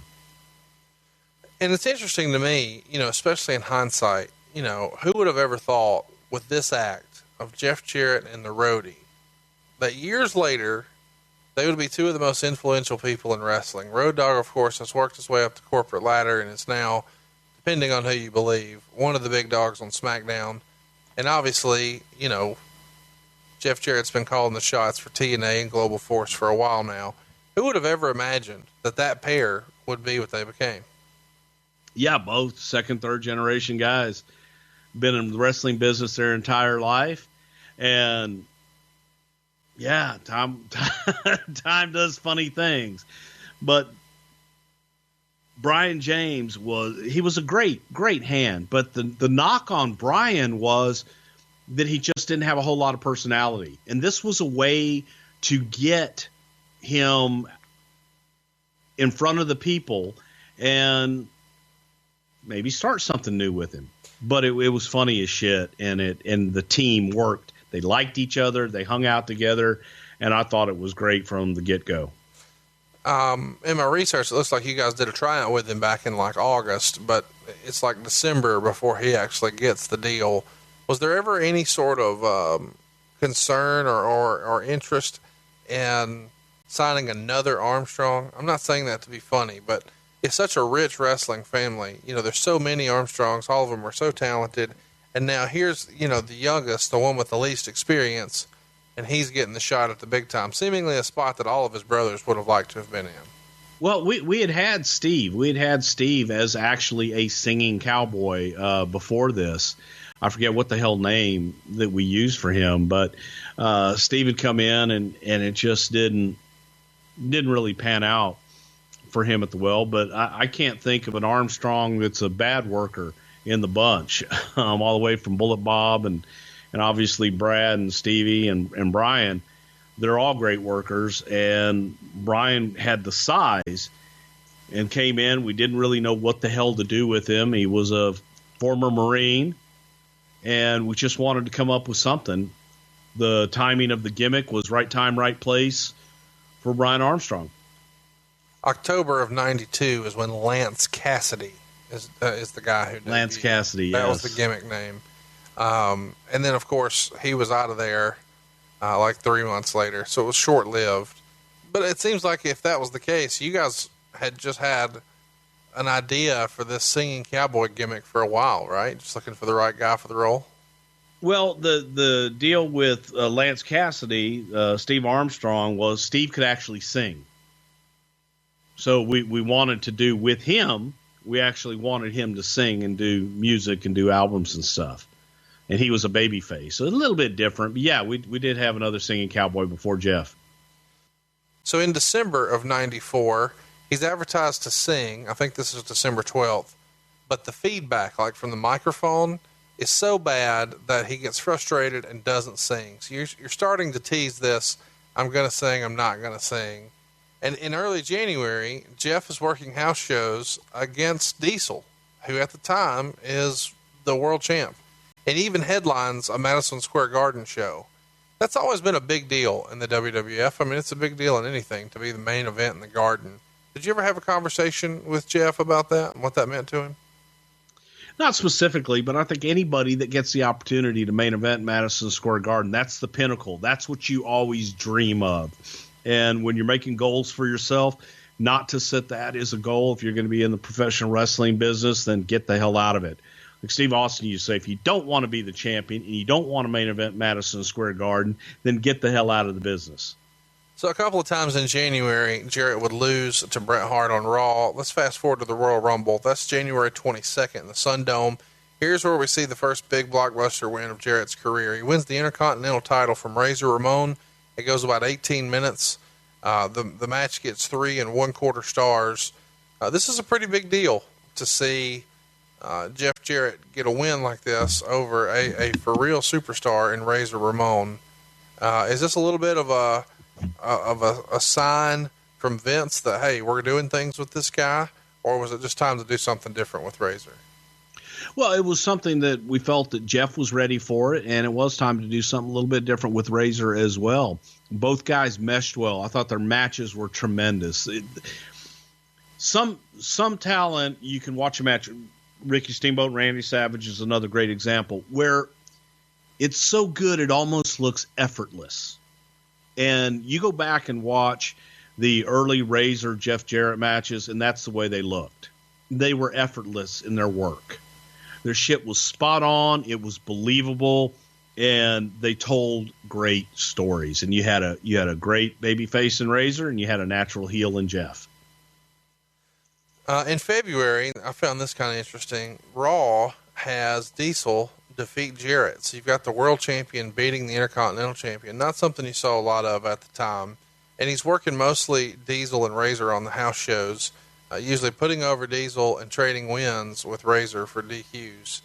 And as we head towards WrestleMania 11, that's going to be on April 2nd, 1995, and we're positioned for a rematch with Razor and Jeff. We talked about this match on our Razor show. Razor gets the win by DQ. It got 2 3/4 stars. Since we've already touched on that one, let's just keep rolling. I found this one notable. I don't know why this is fun for me, but on April 9th, Brett and Razor would defeat Jarrett and Hakushi in a dark match for a wrestling challenge taping. I'm gonna tell a JJ. Thank you. You know what I needed.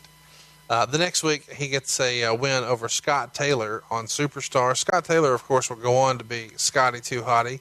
In early April, he starts teaming with Sid, and he's losing to Diesel and Razor on a lot of the house shows.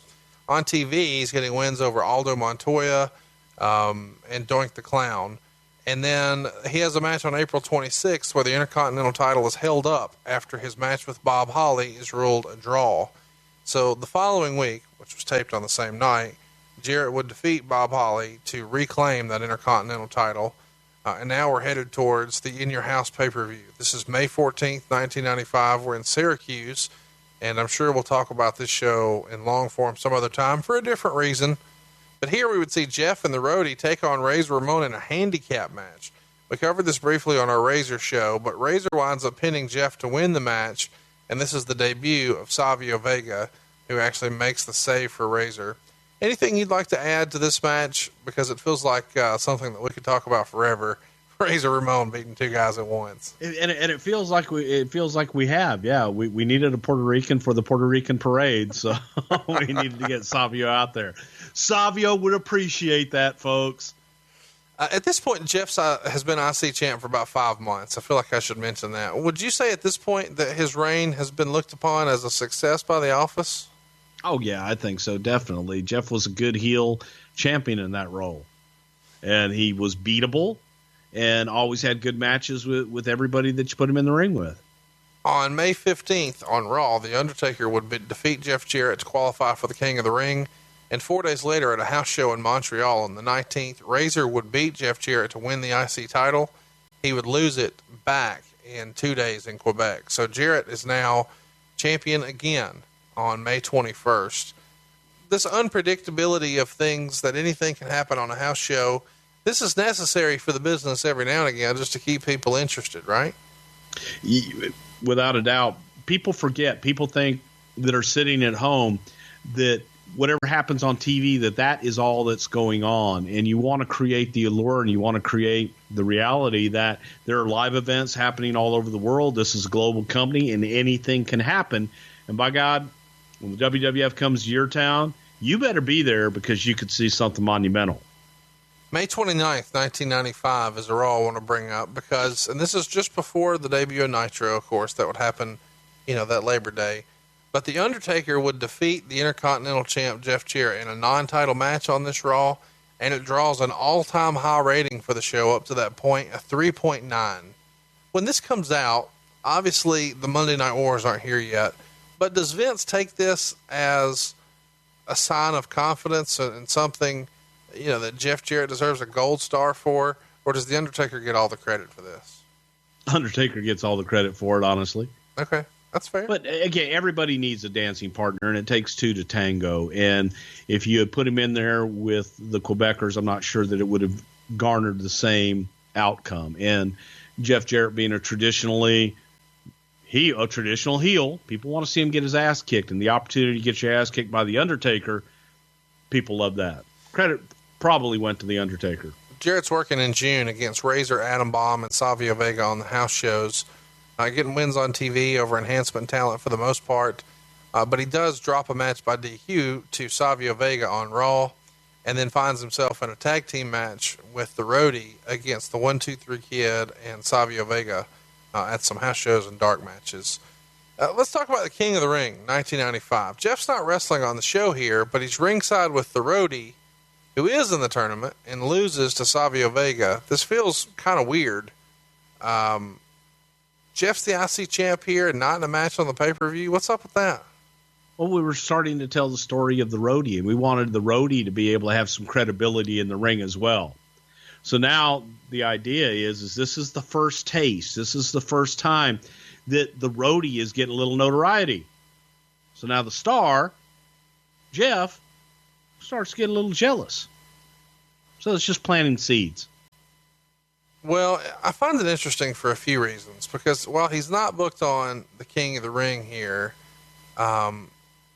he's allowed in the month of July to make a random indie shot for Pennsylvania Championship Wrestling. He defeats Jim Powers for the PCW US title, and then the next night, he beats him again. And he's doing this in front of 150, 225 fans. How does this come about? Are you guys allowing them to work indie dates? Did that have to go through the office? Is this a favor to someone? It was an opportunity for the PCW US Championship, Conrad. And Clint from Poughkeepsie was there and thought it was damn great. No, this was, I think, Jim Kettner who did the Pennsylvania Championship Wrestling at the time. And from time to time, yeah, you do favors for guys if they're in the area and help them out a little bit. So let's talk about the video, because it's around this time that you guys shoot this video and it starts to go all over your syndicated TV and your television. How did the idea for With My Baby Tonight come about? Whose idea was it? Who lined it up? Talk us through the shoot. This has obviously been a big part of the show, and I've got money riding on it. So let's try to keep singing to 2 songs or less if we can today. Oh, come on. I took the under.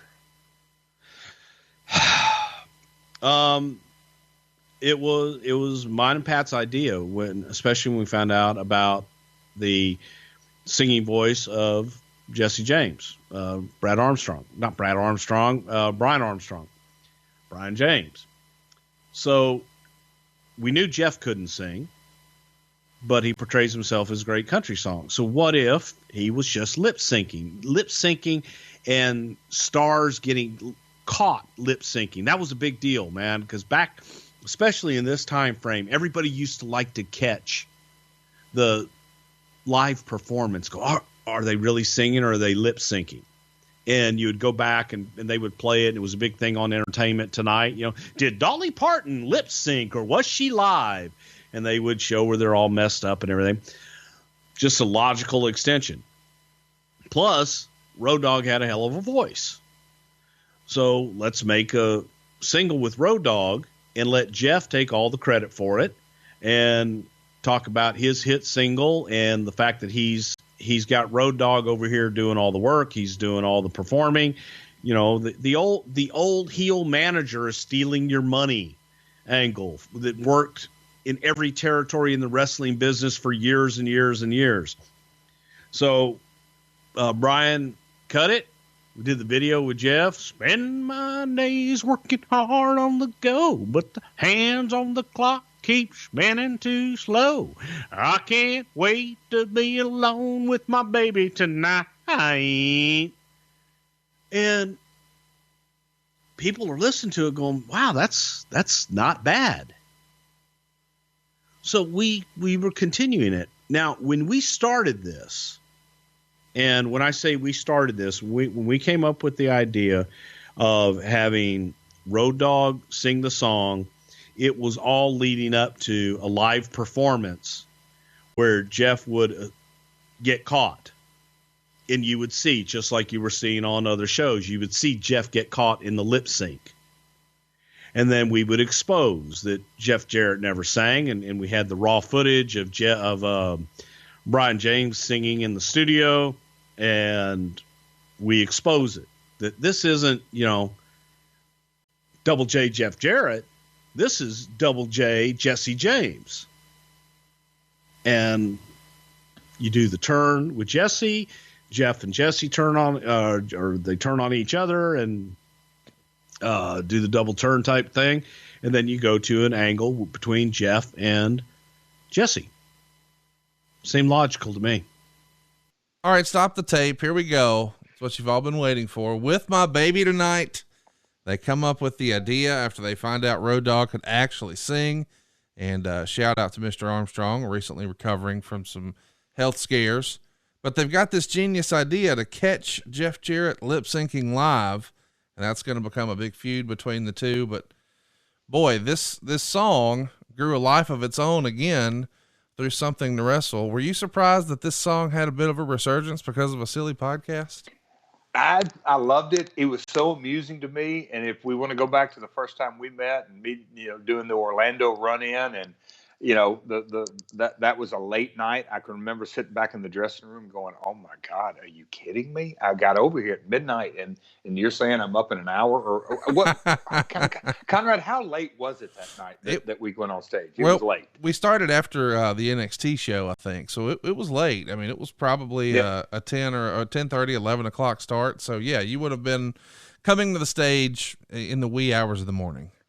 Yes, it was definitely weird, and it was like, what the hell? But it was a lot of fun, and I had sort of got up to speed, just Bruce's old buddy. Hey, will you come by? Sure, so we're going to do this. But it's kind of amazing. But I'll say to go back to 1995 when that song came out, and the catchiness of the tune and the backstage, and look, this is a whole episode. Me and the Road Dogg, and I actually we're texting with him about 3 hours ago, and I love that man. But us coming together again, that Conrad, it really is, and I hope we get into it sooner rather than later. But I'm not in charge of topics, but it's such a really, really unique story. But that song was really catchy back then. And, it's Starcast. We did it with Jim Johnston, and the story behind that, there's some compassion and some, it's a love song. And that's, so you can look at the song two ways, that it's a catchy tune, or it's the corniest damn thing and you hate it, but it's a song that you cannot get out of your brain and it just sticks with you. But being that it was in that sort of magical moment, and what you and Bruce, have you've certainly, in no two ways about it, paved the road for me and you to be talking tonight, but you sort of hammered on it in that way that it became part of Something to Wrestle with DNA. And I think that's pretty cool. It is cool. Let's get back to where it all started, the original episode of Something to Wrestle featuring Jeff Jarrett. Well, I know it's been a big part of our show here, so I did not hate that we got the full story here. Let's talk about In Your House 2. This goes down on July 23rd. This is in Nashville. This is a pretty crazy event for Jarrett and Roadie, and we're going to get into that. Meltzer wrote, Jarrett did the concert. It was pointed out that the fat guitarist was Al Anderson, formerly of the band NRBQ, which years ago had a connection with Lou Albano. The lip syncing was obvious when you were looking for it, but it came off great. What were your memories of this performance? Well, the week leading up to this show, Jeff got cold feet, and Jeff didn't want to go through with it. He felt that he could sing, and he felt that he could pull off singing the song, and wanted to record and actually sing the song. We didn't see where the heat was there. It's no heat if he's any good. So we went back and forth, and it became us versus them. And when I say us, it became Pat and I versus Jeff, and Jeff was also going to Vince. Now, when Jeff would be on the phone with Pat and I, he would come around. Go, okay, you're right. I get it. No, I see it. That's the only way to do it. And then he would call Vince. Go, Vince, I can't do it. And Vince would call us. Say, God damn it, you guys told me he was good with it. Well, he was good with it. So it was a lot of back and forth to where Jeff had finally told us, okay, let's do it. Yeehaw, I'm on board. Let's go do it. But he wasn't, as we'll see as you kind of go through the match. So Shawn Michaels pins Jarrett in 20 minutes to win the Intercontinental title, and there was lots of stalling early. And at one point, Michaels sidestepped Jarrett, who went over the top onto Roadie, and then Michaels did a plancha onto both of them. Lots of fun stuff here. Michaels is doing his Ray Stevens flip in the corner that he borrowed from Ric Flair. Jarrett does a cross body, and Michaels rolls through for a near fall. Jarrett's using the crucifix and has his awesome drop kick. It's a really good match. And at one point, Michaels does all of his stuff you're familiar with: the flying clothesline, the flying forearm, the double axe off the top, even the Randy Savage elbow drop. And eventually Michaels gets knocked off the ropes because the Roadie's interfering. Jarrett uses a superplex and goes for the figure four. But then Michaels almost pins him with the inside cradle. He's still working for this figure four, and he eventually, there's a ref bump. Michaels signals for the super kick. Roadie clips him. Jarrett does a crossbody. Looks like that's the match. So there's lots of ups and downs. I carry you through all of this because it's one of the better matches that we see here. 4.5 stars from Dave Meltzer is the way it was rated. In the end, a super kick gets the pin after some confusion with the Roadie. How long was this the plan, and was there an audible called? It was always the plan. Okay. There was no audible call. The only audible that was called was Roadie pulling Jeff out of the ring after the match and them leaving. The idea for after the finish, Shawn gets out of there, and then we have the split in the ring between Jeff and the Roadie. So let's talk about that. Supposedly, there's supposed to be this big split between the Roadie and Jarrett here in the middle of the ring, but that doesn't happen, and instead we're treated to a celebration with Shawn Michaels in the dressing room, and there's no split here.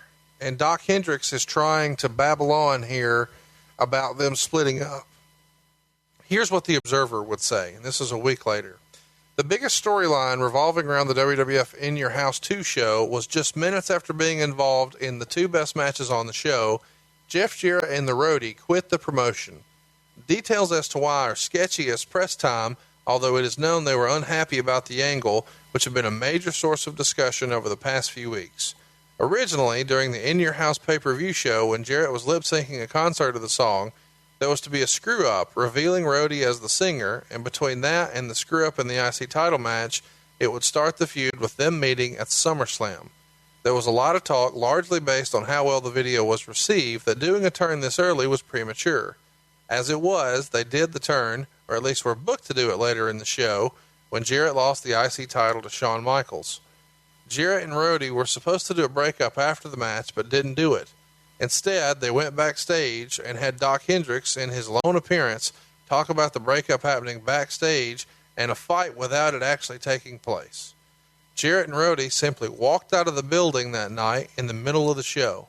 There are plenty of rumors as to why the two men would leave together, since Jarrett, mainly from the video, was actually starting to show some charisma after a lengthy mega push that had for the most part been unsuccessful. There were also rumors that Jarrett's father, Jerry, who was working as a consultant to WCW, that somehow there's a connection there, and WCW is said to be interested in Jarrett, but there is no small matter of Jarrett's WWF contract to overcome. Roadie, who was being given his first career break after being a jobber with WCW and Smoky Mountain as Brian Armstrong, for the looks of things, seems to just be walking away just as his career was getting ready to take off. At the live show on 7/24 in Louisville, they didn't give a strong impression that both were gone, but Vince McMahon did give away that Jarrett was lip syncing the previous night and left the impression that Roadie was singing and said that Jarrett would never sing on a WWF show. So this feels very un-Vince McMahon-like for him not to have control. And this is one of the reasons I was most excited to talk about this, because this is the first time that Jarrett has had a big angle like this and a big featured spot. Certainly the first time for Roadie. And they just walk out, which is pretty uncommon in the World Wrestling Federation. What happened? What did you hear happened? How was it resolved? Well, it never was resolved. It was unprofessional. As I said, Jeff had called Pat and I earlier on the week and had cold feet, didn't want to do it, and called Vince, but agreed to do it and said that he was on board and that they were going to do the finish as we had laid out and go forward with the program. It never indicated anything else to anybody else. To my knowledge, Shawn Michaels didn't know they were leaving afterwards. Shawn was already gone, so he wasn't a part of it anyway. When Jeff came back, I was running gorilla position, and I said, "What the fuck?" And he just kept walking. He and Roadie just kept walking right by me. I'm stuck at gorilla position. I can't get up and go talk to anybody. I can't go anywhere. And during the next match on the card, my brother Tom came over to me and said, "They're gone." I said, "Who?" And he said, "Jeff and Brian just left. They took their bags. They came back. They took their bags and walked out and said goodbye and said, they're out. They quit. They're gone." So that was all I knew at that point. So later on that night, we were driving to the next town. I don't even remember what the hell the next town was, but we were passed on the road, and then the car slowed down and started flashing his lights at us, and it was Jerry Lawler, who had been on the phone with Jerry Jarrett. It's important to remember, this is not in a time when somebody could just text somebody. Yeah, no, texting was not a thing on a piece of paper. So we pulled over, and Lawler told us that Road Dogg and Jeff were having drinks at Jerry Jarrett's hot tub. That was the exact quote. They're over there drinking wine in Jerry Jarrett's hot tub right now, and that Jerry says he's got them secure in WCW, and that's where they're both going, and they're done. And that was all we knew. Jeff wasn't answering his phone. Jerry Jarrett wasn't answering his phone. And we just said, okay, move on. How does Vince react to that news? Vince was pissed. Vince was pissed because we had invested a lot of money in that angle. We invested a lot of money in that song and in that video and building up to tell that story. And we were really hoping to capitalize on Road Dogg's singing talents beyond that. So that was going to be a major program for us moving forward. But it's now gone, so you just say, you know what? Fuck it. Next. What was Jeff's contract situation like that, to the best of your knowledge? I know he still had some time left on it. I don't really remember how much time he had left on it, but they were both still under contract. But God, you hold my feet to the fire. I don't have any clue how long he had left. So that goes down in July of 95, and he doesn't actually pop up in WCW. Instead, he winds up just working with the USWA and coming off the road. I feel like we should mention here that Jerry Jarrett did an interview with the Pro Wrestling Torch around this time, and he's explaining that Jeff believed his character was being burned out too quickly. He thought they were advancing the storyline on the split too soon.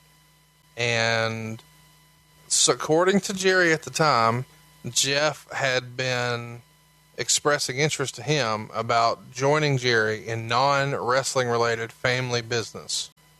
Quote, Jeff was unhappy with the direction of his character in the WWF. His departure was an accumulation of many things. He didn't feel like his character was being utilized where he would have longevity. Then compounded with the burn factor, there are now 24 pay-per-views between WWF and WCW. Your candle starts burning the second you're exposed in either of the two national companies. Everybody has a certain shelf life. He is out of the wrestling business as far as I'm concerned, and I'm delighted. I hope he sits out a year. With 24 pay-per-views a year, where are these promotions going to hatch wrestlers to fill the cards? This is not a power play. Jeff had talked to Vince about his dissatisfaction with the character and push for the last 6 months. Now Vince is telling people he didn't know Jeff was upset. As someone who sat in the promoter's chair, I would tell you, you know what to do when the office wants you to do it, or get out of the kitchen. Jeff expressed his views, didn't get a response, and then walked. Did you or anyone in the office pass around this issue of the Observer, or the Torch rather? Does anybody have anything to say about Jerry Jarrett taking the stance after not too long prior to this being in the good graces with the company? Well, Jerry had been away from the company for a while at this point, and there was very little stock taken in Jerry Jarrett, what he had to say while he was with the company. So even less stock was taken in any of his comments that he would have to say after this point. Eventually, Dave would write that as the week went on, Jarrett and WWF officials were at least still talking and trying to patch things up. And he believed that for most, it would be an unforgivable sin just to walk out in the middle of a show, but that some folks within Titan apparently thought enough of Jarrett and the fact that he had been pretty much a model employee up to that point, that they needed to try to work things out. Do you remember that being the case, that you guys were still actively trying to put things together at that point? Yes, we were. We wanted to save it. We had a lot invested in it, and we really wanted to save it. Vince was pissed. From my vantage point, I was done. He walked. We had talked about it. We addressed all of his concerns, and I was ready to move on to the next thing. You can't allow yourself to get bogged down and let one guy just bring everything to a halt. So from our vantage point, and I say our vantage point, from my vantage point and Pat's vantage point at the time, was move on. Vince wanted to save it. And creatively, I wanted to save it.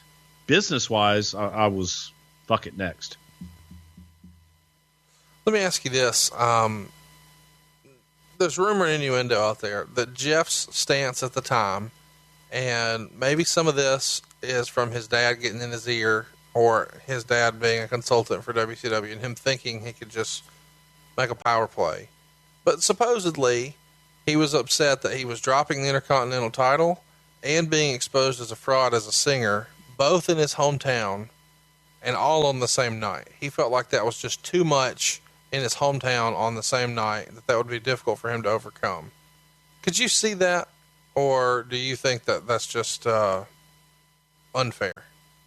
I think that is paranoia, and I think that Jeff Jarrett, the promoter and owner and creative person that he is now, would share my point of view, that was the best thing for his career to do at that time, and that it would only help his career doing all of those things, losing the championship, being exposed. His world is crumbling down around him as a heel. And not only to do it, you do it in your hometown. And again, it was the birthplace of country music. You know, it was the home of country music in Nashville, Tennessee. What about Jeff Jarrett's hometown? Let's humiliate him in his hometown. No, it was in Nashville, where country music is synonymous with the name of Nashville. To be exposed that, hey, it's not him, it's this other guy. And then for the heel, the revenge that he's going to extract on the guy that he brought in, his viewpoint, a heel viewpoint, brought into the business, brought along for this ride. I thought it was a great story, and I believe that Jeff saw it completely wrong in that way, 100%. So let's talk a little bit about the video, because one of the reasons you guys were trying to make this work is you guys had spent a boatload of money on the video, and allegedly we're going to try to sell this song in a big way. Do you remember that being the case, that you guys had plans to try to, sell the song beyond just throwing it on that CD? Oh my God, absolutely. Not only that, we had planned on doing an album with Brian James. If you had to ballpark, how much money do you think you guys as a company had invested at the time in the Jeff Jarrett video? God, I have no idea, but it was a ton of actual hard dollars in the video and the production, the recording, and not only that, all the time that we spent investing in it on television. And those are real dollars, and that's real money that you just can't get back. 200 grand? I mean, millions if you look at the amount of time that you invest in television time over that whole period. So it was a lot because it was a big story, and it was something that we invested a lot of time in. It's kind of tough to sell it if neither the singer or Milli Vanilli are there, right? I mean, yeah. If neither guy's there, it's hard to sell it. Yeah, you got nothing. But you never had a conversation. Who was keeping the lines of communication open with Jeff during this time? J.J. Dillon and Vince were. Mainly J.J. J.J. had a relationship with Jerry Jarrett. All right, time out. Now, this is what I'm looking forward to talking to. You and the Road Dogg walk out on Vince McMahon, and I think the big idea was we're going to jump to WCW, but not so fast, my friend. You wind up having to sit out your contract, and I think your dad even did a torch talk back in the day, and there was a lot of discussion in the business, the inner workings, if you will, about his perceived influence on your career at the time. Looking back, and I know we're going to do a whole episode on this one day, if you had this to do over again, would you change anything? I mean, look, at my age now and you know, my life experiences and me just understanding the fundamental pillar of any relationship is open communication and often communication. That's where it broke down. Completely broke down. I really think if I would have voiced my opinion at least loud enough that, and me and Vince have talked about this since then, but if I would have voiced it loud enough, and I'm not saying screaming or nothing, but just maybe, hey, I'm you know, and look, this whole situation and there's, look, the Brian walking out and WCW wasn't on the radar. You can think what you want. It wasn't. It was a creative differences, and I really thought there was and you know, I want you to answer. I'm going to flip it and I'll do this often. I believe, and this is what's sort of wacky. Me and Brian got together, and again, this is a whole podcast. Me and Brian got together. He was in Lowell, Mass. He sang in front of Vince and Bruce and others. They got him a job. They put him with me. Me and Brian were on camera as Double J and the Roadie less than 6 months. Right. And to this day, I still believe it. Now, you know, Vince is the boss and he had the right to split us up and shoot the angle. I felt there was so much more gas left in the tank to do another song, to do a concert. I just didn't think we were ready to be split up. And I voiced it multiple times, but not loud enough. And certainly I don't think they thought that I was going to say, I'm not up for this. I'm going to lose the title to Sean, and I did. And my track record sort of speaks for itself when it's time to do the honors. But I'm not doing the angle afterwards. And it literally was that. And Brian will tell you to this day, Brian, you make the decision that you want to do. I'm leaving, but you don't have to. You've got, and he, you know, there's a whole, I'll leave a little bit of a cliffhanger here. There's a couple other reasons that he left as well, but it was a creative difference that I didn't talk through, and I'll put that on me more than I'll put it on Vince because I didn't over communicate with him. But mine was, it had zero to do with WCW. It had zero to do with my father. It had everything to do that from a creative perspective. I thought there was no rhyme or reason. The song had just really started going, and I'm Nashville, so I'm biased, but I mean, I think the song, quote unquote, had been out 6 weeks. That's right. Nothing. It's 6 to 8 weeks. It's nothing. And coming off of, Royal Rumble won the IC title at Mania. Everybody thought Razor Ramon was winning it back. Everybody. And then, we kicked off the first ever In Your House. And then, we were just getting going. So there you have it. Go ahead. I'm excited for us to talk about it, but I really do. I mean, and I don't know. it's fun to go back and sort of rebook all this. And I know we're going to do a lot of that on My World with Jeff Jarrett, which starts Tuesday, May 4th. But in regards to this in particular, I'm just fascinated by Vince's insistence to break you guys up and how that almost feels like a WWE thing. I mean, here recently fans were upset about the Hurt Business and a few years ago, the Shield, but this is another example of it. And there'll be a lot of other examples that we can break down on My World. But at least for now, let's jump back into Something to Wrestle from 2017, all about Jeff Jarrett. So let's talk about when things started to come back around. August 21st, the Observer says that there's a lot of discussion involving Jeff Jarrett. The lines of communication are open, and some of the officials are saying they believe it to be better than 50-50 that he would return. However, the company had completely soured on bringing the roadie back, and some of this is because there were rumor and innuendo out there that the roadie failed the drug test that was done at the In Your House in Nashville where they walked out. Can you clear up any reports about what the interest in the company was, and did roadie fail that drug test back in Nashville? God, I have absolutely less than zero idea if there even was a drug test in Nashville that night. I wasn't involved. I was strictly doing creative at that time. I had no idea whatsoever. As far as interest, I know that Vince was still interested. I know JJ was still interested in saving Jeff Jarrett and being able to bring him back and doing something with him. And I think that there was less interest in Road Dogg from this point of view, that he had a hell of an opportunity in front of him and that he would walk out, and he wasn't the bigger star at the time. Right. So there was almost like, okay, we'll give Jeff the benefit of the doubt. Poor Jeff, you know, let's listen to how he's feeling and all this other crap. Road Dogg kind of got painted with that brush of, well, that was a dumb decision. Right. That was a general feeling. But you also have to understand too, there was, I don't say that we were working against each other. It's just, as someone that writes television, you have something that you've got to produce and you've got to write and come up with every single week. From our vantage point, I can't deal in what ifs. This guy may be here, he may not. I can't write a segment and then be told at the last minute, oh, he decided not to show up.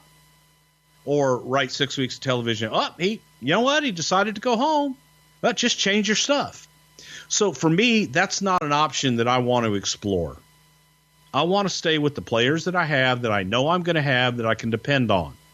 I don't want to bring somebody back that is not dependable and that has given me their word one time and now they haven't. So from our vantage point on the creative side, we weren't as interested in dealing with all that. That was something JJ and Vince were dealing with. And if it happened, great, let us know. We'll plug it back in because we already have the story laid out. So let's talk about Vince McMahon and his relationship with Jeff Jarrett here, because somewhere in here it's reported, I think it's the Torch, says that McMahon and Jarrett talked for hours, like more than 2 hours, about all of Jeff's issues, the major problems, I guess, specifically pinpointing that Jarrett was unhappy about not getting any pin victories at the arenas and being exposed as a phony singer. This goes, I guess, how you would imagine, because the next day when Jarrett calls McMahon to further the discussion, Vince just tells him to work through the lawyers, and he's kind of washing his hands of it. Is that the timeline you remember as well? As best I can remember. I know Vince did spend time and listen to all of Jeff's concerns.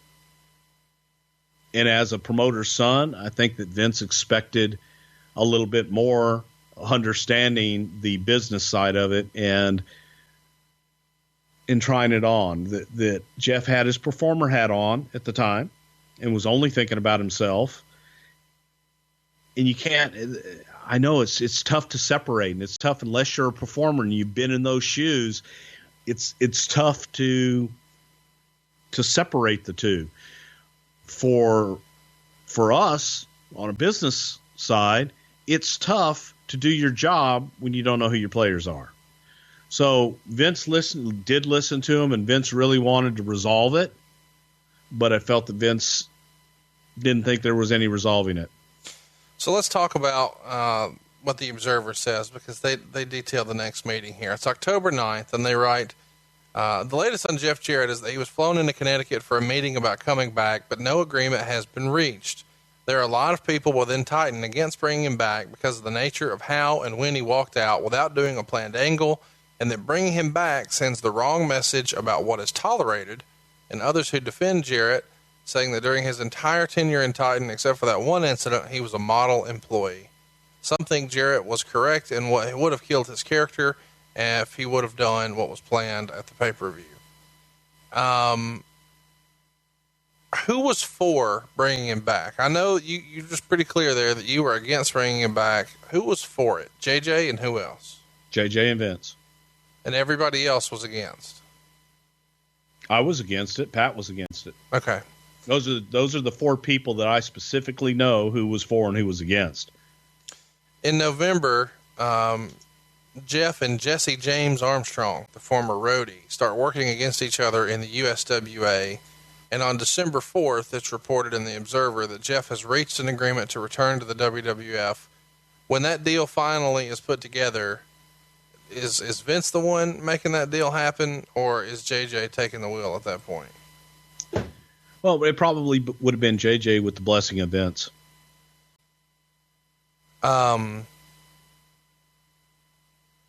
Meltzer would report some rumor and innuendos on the 18th of December. He would say DiBiase is reviving the $1 million belt, and it's going to be with a newcomer who's going to come in and get it, which certainly smells like Steve Austin, probably under a different name, although it could very likely be the return of Jeff Jarrett. When people used to say that Austin was going to be the next Ric Flair, I always disagreed and thought he was most likely the next Ted DiBiase. Any comments on Meltzer's guesses here? Well, he was correct on Steve Austin. It was never ever considered to be Jarrett, but it was always Steve Austin. And Vince just, as I've stated before, God damn, he doesn't have any personality, right, when he would refer to Steve Austin. Well, I mean, and that what you said earlier, that was the rap on Road Dogg, who now most people know to be super charismatic, and you just didn't see it at first. Was it him just getting comfortable on TV, or was it the powers that be, just not seeing what everybody else could? I think it's getting comfortable with the right character and the right gimmick, and being able to be more of yourself, and being comfortable with who you are on camera. And with Road Dogg, the RODD, whatever the fuck, and the New Age Outlaws, man, that was Brian James. He was comfortable with that. So let's talk about his return. I can't believe this happens. He walks out in July. He's back on December 17th. He left at an In Your House. He's coming back at an In Your House. The December 17th In Your House. He attacks Ahmed Johnson after Ahmed's match with Buddy Landell. Everything about that sentence doesn't feel like it happened, but it did. How did Jeff he wasn't happy with his position before. He's coming back and they program him with Ahmed. This is a fucking rib. Well, no, put him right back into the picture. And that was Vince. And that was something that Vince did, and Vince wanting to bring him back. So we did. Don't have to agree with it. You just have to do it, and you have to make it work. He's teaming with Hunter Hearst Helmsley, which in hindsight is kind of fun, and losing to Diesel and Razor in house shows in early January. On TV, he's getting wins over some enhancement talent and a Hakushi win on January 8th. That's a bullshit. Maybe I got to talk to JJ about this.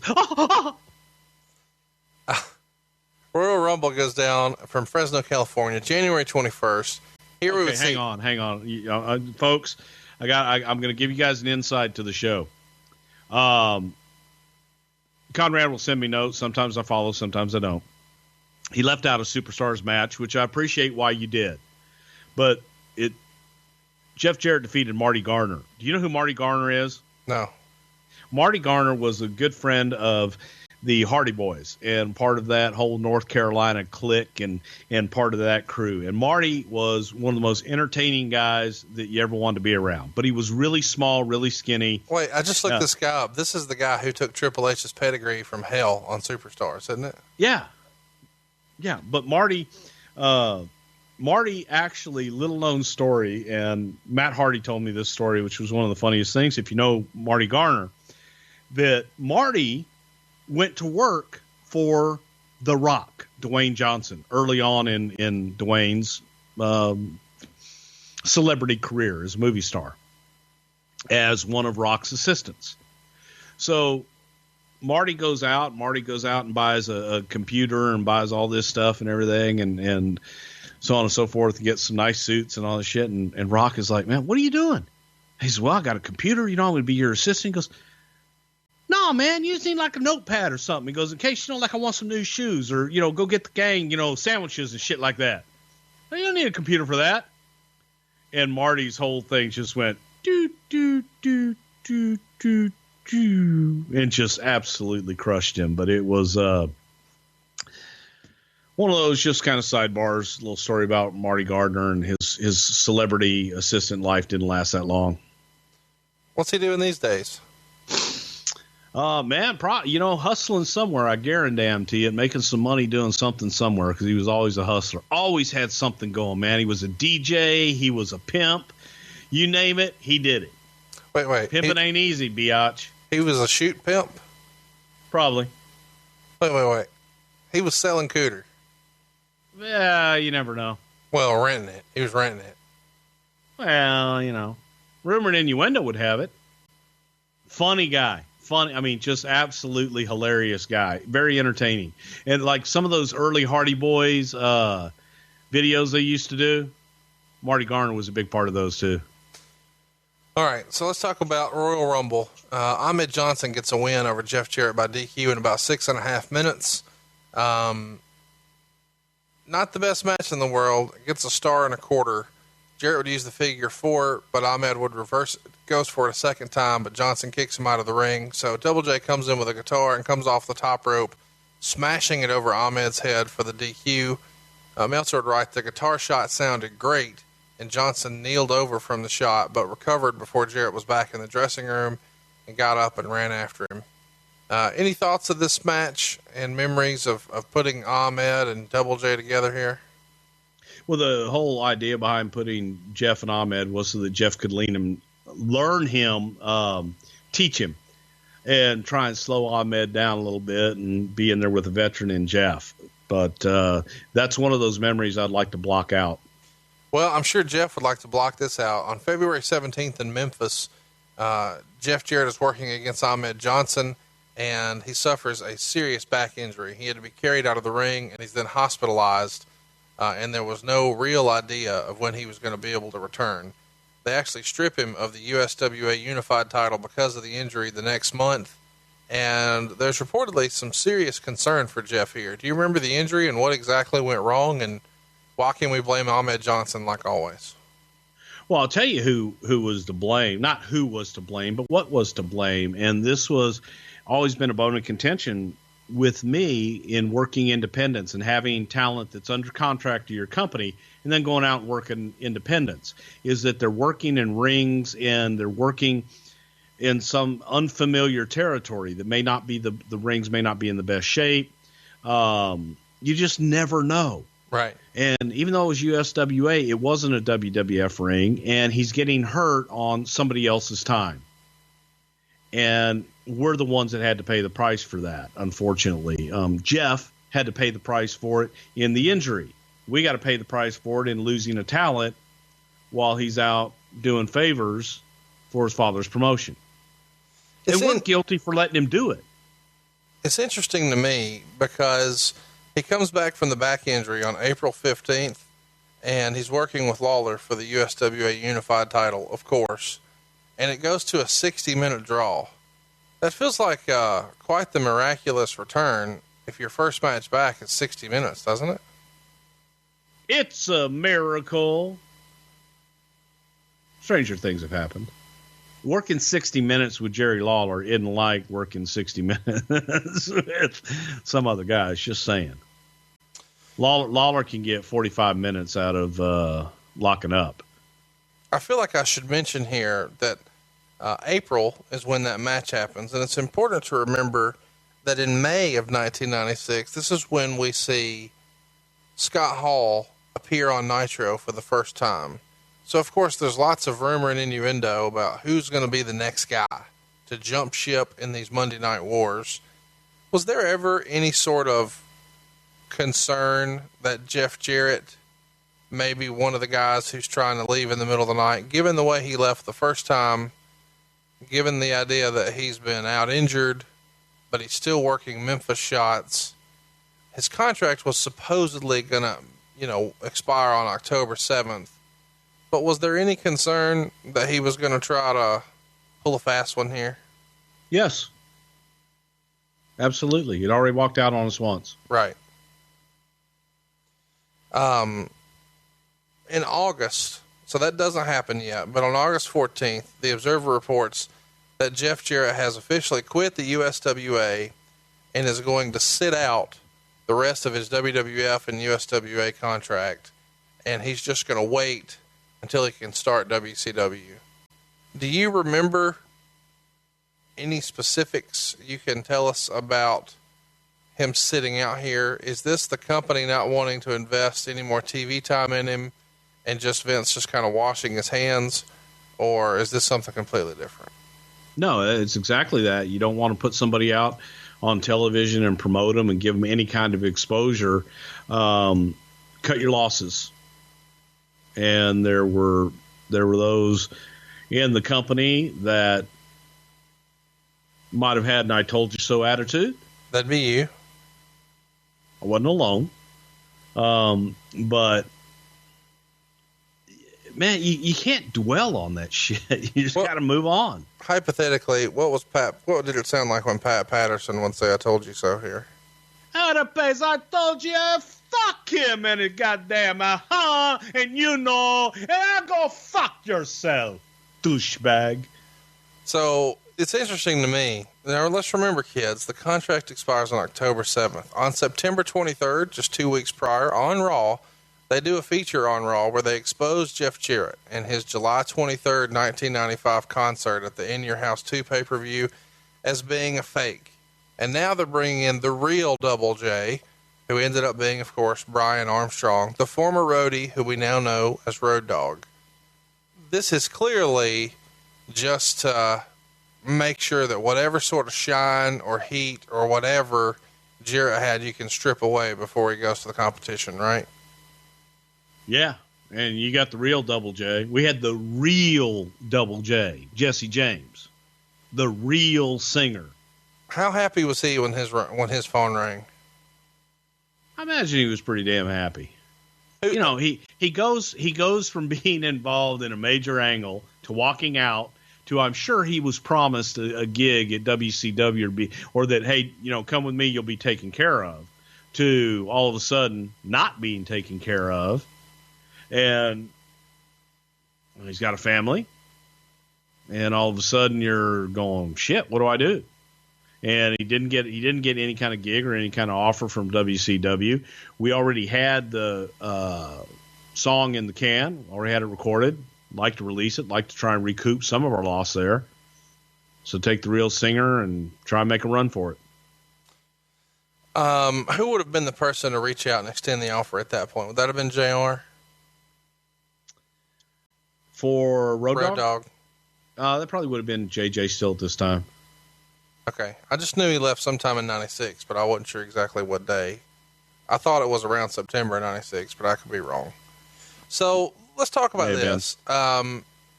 Jeff is going to jump to WCW here, and he's going to leave in October of 96, and the deal expires on the 7th. The Observer would report on the 13th that the WWF offered him $300,000 a year to stay, but Jeff turns it down, and there's a general feeling that he's gone.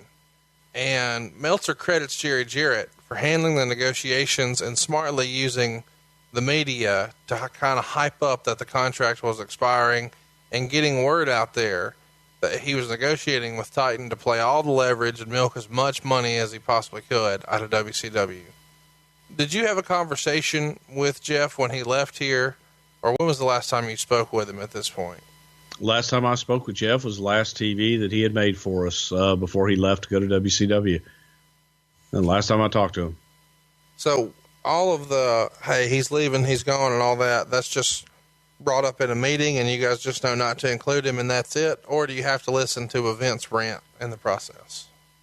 We probably had to listen to a few Vince rants in the process, but we didn't have any contact with him. That was the beauty of having, you know, a JJ or a Jim Ross in between and not having to deal with those issues and just having to deal with creative. So we didn't have to deal with a lot of that. We had to deal with the repercussions, and we did have to deal with it, but not as much administrative bullshit. All right, stop the tape. This is interesting. Bruce is saying that he's benefited by having J.J. Dillon and Jim Ross between him as far as the talent issues at the time. He was allowed a buffer because Bruce is in creative. Boy, how times have changed in regards to the way creative was handled back then versus now, and probably even talent relations. Unfortunately, as we're recording this, a lot of bad news has just come down the pike for a lot of folks in the WWE universe. Can you speak about the difference between creative and talent relations and how maybe that's changed in a Cliff Notes version from, you know, here in the mid-90s to now? Conrad, you're asking me to give something in Cliff Notes version. That just don't jive. That's probably bad. No, between now and the 90s, well, number one, everything, and not just the wrestling industry, the music industry, again, you'll hear me reference this a lot, that, you know, back in the 90s, you went through a label, you put out a CD. I mean, just the means of distribution. Back in those days, it was much more close-knit. It was a smaller roster. Things were done differently in so many ways. And now it's publicly traded. It's much bigger. You answer to Wall Street. You don't answer to the fans. You know, Vince obviously has to listen to the WWE universe. But if anybody is delusional into thinking, he answers to Wall Street. And so a lot of times when you've got to cut talent, it's just the nature of the beast. And, you know, you have talent relations to do that. You know, JR is one that wore the hat. John Laurinaitis has worn the hat. You know, Bruce, you know, J.J. Dillon. You have all those different roles. But it's still, even back in the days when, you know, you had the owner of the territory and the booker, and occasionally you would have an assistant booker. Well, the assistant booker is really talent relations that delivered bad news. And the booker is the creative guy that got to say, hey, man, you drew a hell of a house. You're going to get a hell of a payoff. I'm going to talk to the owner. So it's just really, in my opinion, if this makes sense, Conrad, gotten a little bit bigger, a little bit more glitzy, and a little bit glamour. Obviously, a lot more transparent with the publicly traded. And it's just the evolution of our industry. But at its very core, I don't think much has changed at all. You have your owner / boss, and you got creative, and you got talent relations. And that's the core of the business.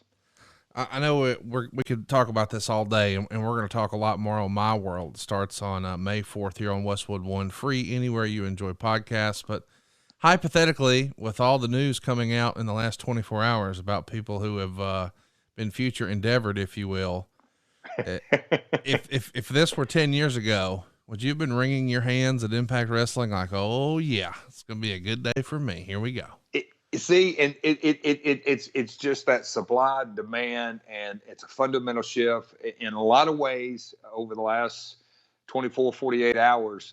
A lot of folks think that bad news came down their pike, and I can just tell you, they can look back on it and call it one of the best days of their career. That just happens because things get shaken up and shook up, and the folks that are still on the roster, they may be going, I survived. But I can tell you the heat in the oven on them, because they survived, exponentially goes up. And sometimes You take 10 off the roster, that means the finger's going to be pointed and Bruce is going to know this also well. I mean, I think it's really, really good for the industry overall.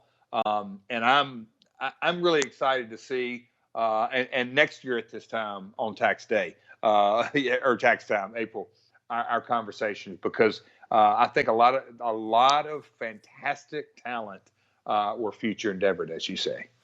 And they've got a bright future, and so do we with My World. But at least for now, let's get to Something to Wrestle from 2017 about Jeff Jarrett. So he returns to the WWF on October 20th, 1997. And now I got to have you just talk me through this. Now this motherfucker has walked out not once, but twice. And yet, for some reason, he's being invited back for a third time. How in the world does this come to be? 2 words. Vince Russo, bro. Give you a little insight. There was talk. Jeff's deal was up. There's talk about, him coming in. They couldn't come to an agreement, so on and so forth. He was buddies with Russo. And I was in talent relations. How did that happen? Let me take a sidebar for that. How in the world does Russo become friends with Jeff Jarrett? These guys feel like total opposite ends of the spectrum. They are, but they were buddies, man. They got along, and they were friends. So Vince McMahon had come to JR and I, and this was during a time that JR and I were doing talent relations. Asked what we thought. I gave my opinion, which is no. Did not want to bring him back. Had no desire to bring him back any way, shape, or form. And JR was then tasked because Vince knew of the history with me and Jerry Jarrett. And Jerry Jarrett was acting as Jeff's agent, manager in the negotiations. That I had no interest whatsoever, and that it would blow up in our face if I was to do the negotiations. So he asked JR to do it. And next thing I know is Jeff is coming to TV. Very few times have I blown a gasket at Vince McMahon or at a decision he makes, like strongly, like what the hell. This was one of them. And my thing was that Jeff had not signed a contract. Jeff had not signed a contract when he went on the air that night for Raw. Oh, my. And I was livid. Absolutely livid. And Vince McMahon was telling me, he goes, he's here. He's shown good faith in being here. I said, well, of course he is. He wants a job.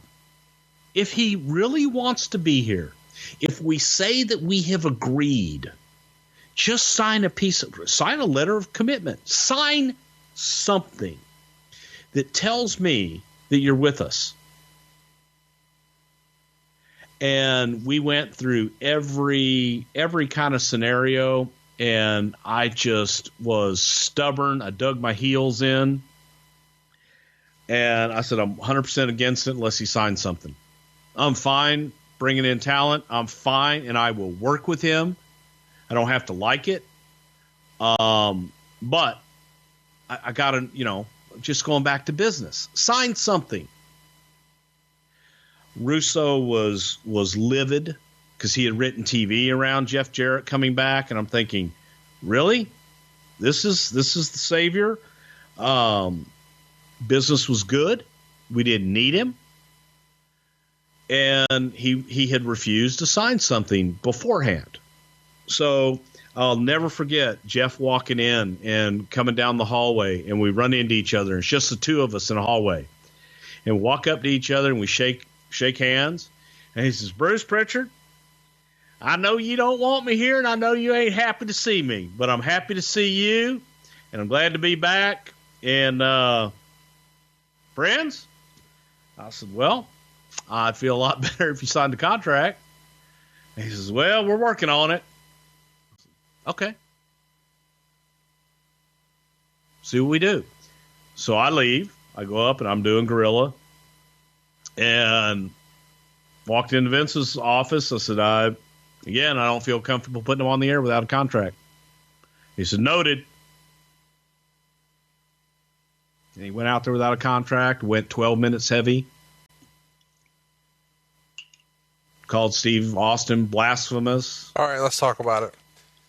It's October 27th. If you want to watch this on the network, and I highly recommend it. Even if you're not a Jeff Jarrett fan, man, this is history. Go watch it. October 20th, 1997.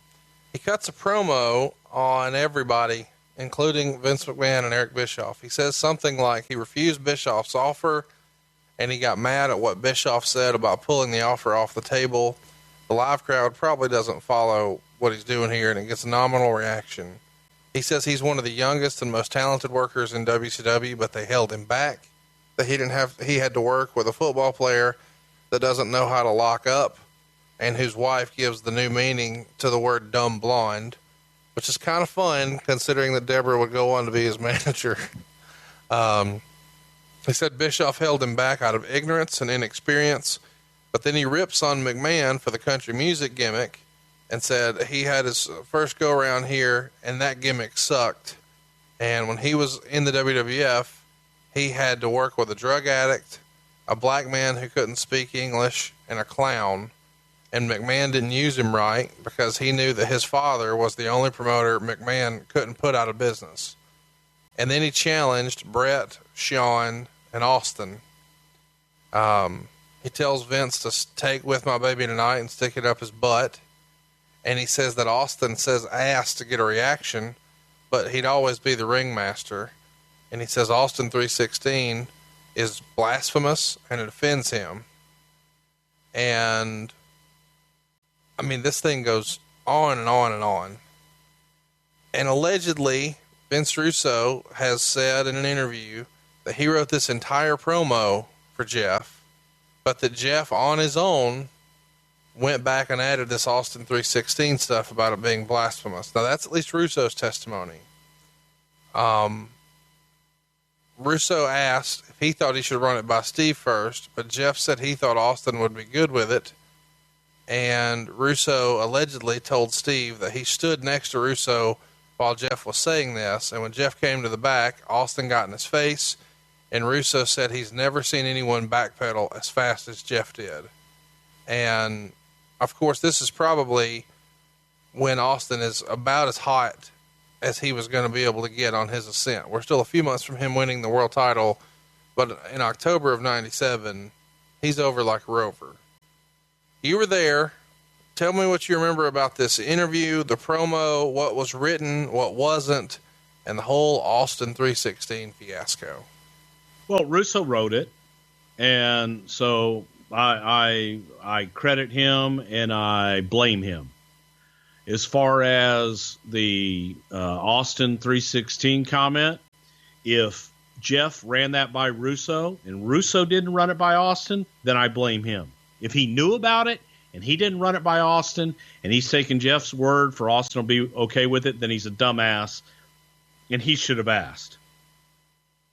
So all the heat there for the promo goes on Russo, including the fact that it was 12 minutes too long. He didn't know how to write a television show. He didn't know how to time a television show, and he's put in that position. Know what the hell you're doing or don't do it. So as far as all of that goes, I got to blame Russo, because at this point, Jeff was doing his promo, what he was given to do, in his new job, in his new old company all over again. But Austin was livid would be an understatement. Were you in the back in Gorilla when this confrontation happens? I was in Gorilla, but I wasn't there when Steve got to Jeff. What did you hear about that confrontation? I heard pretty much what you read about Jeff backpedaling and begging off, but Steve told him in no uncertain terms, leave me out of your shit. Don't ever mention my name again, type thing. But Steve was pissed. See, and rightfully so, man. There was going to be no issue with Steve and Jeff.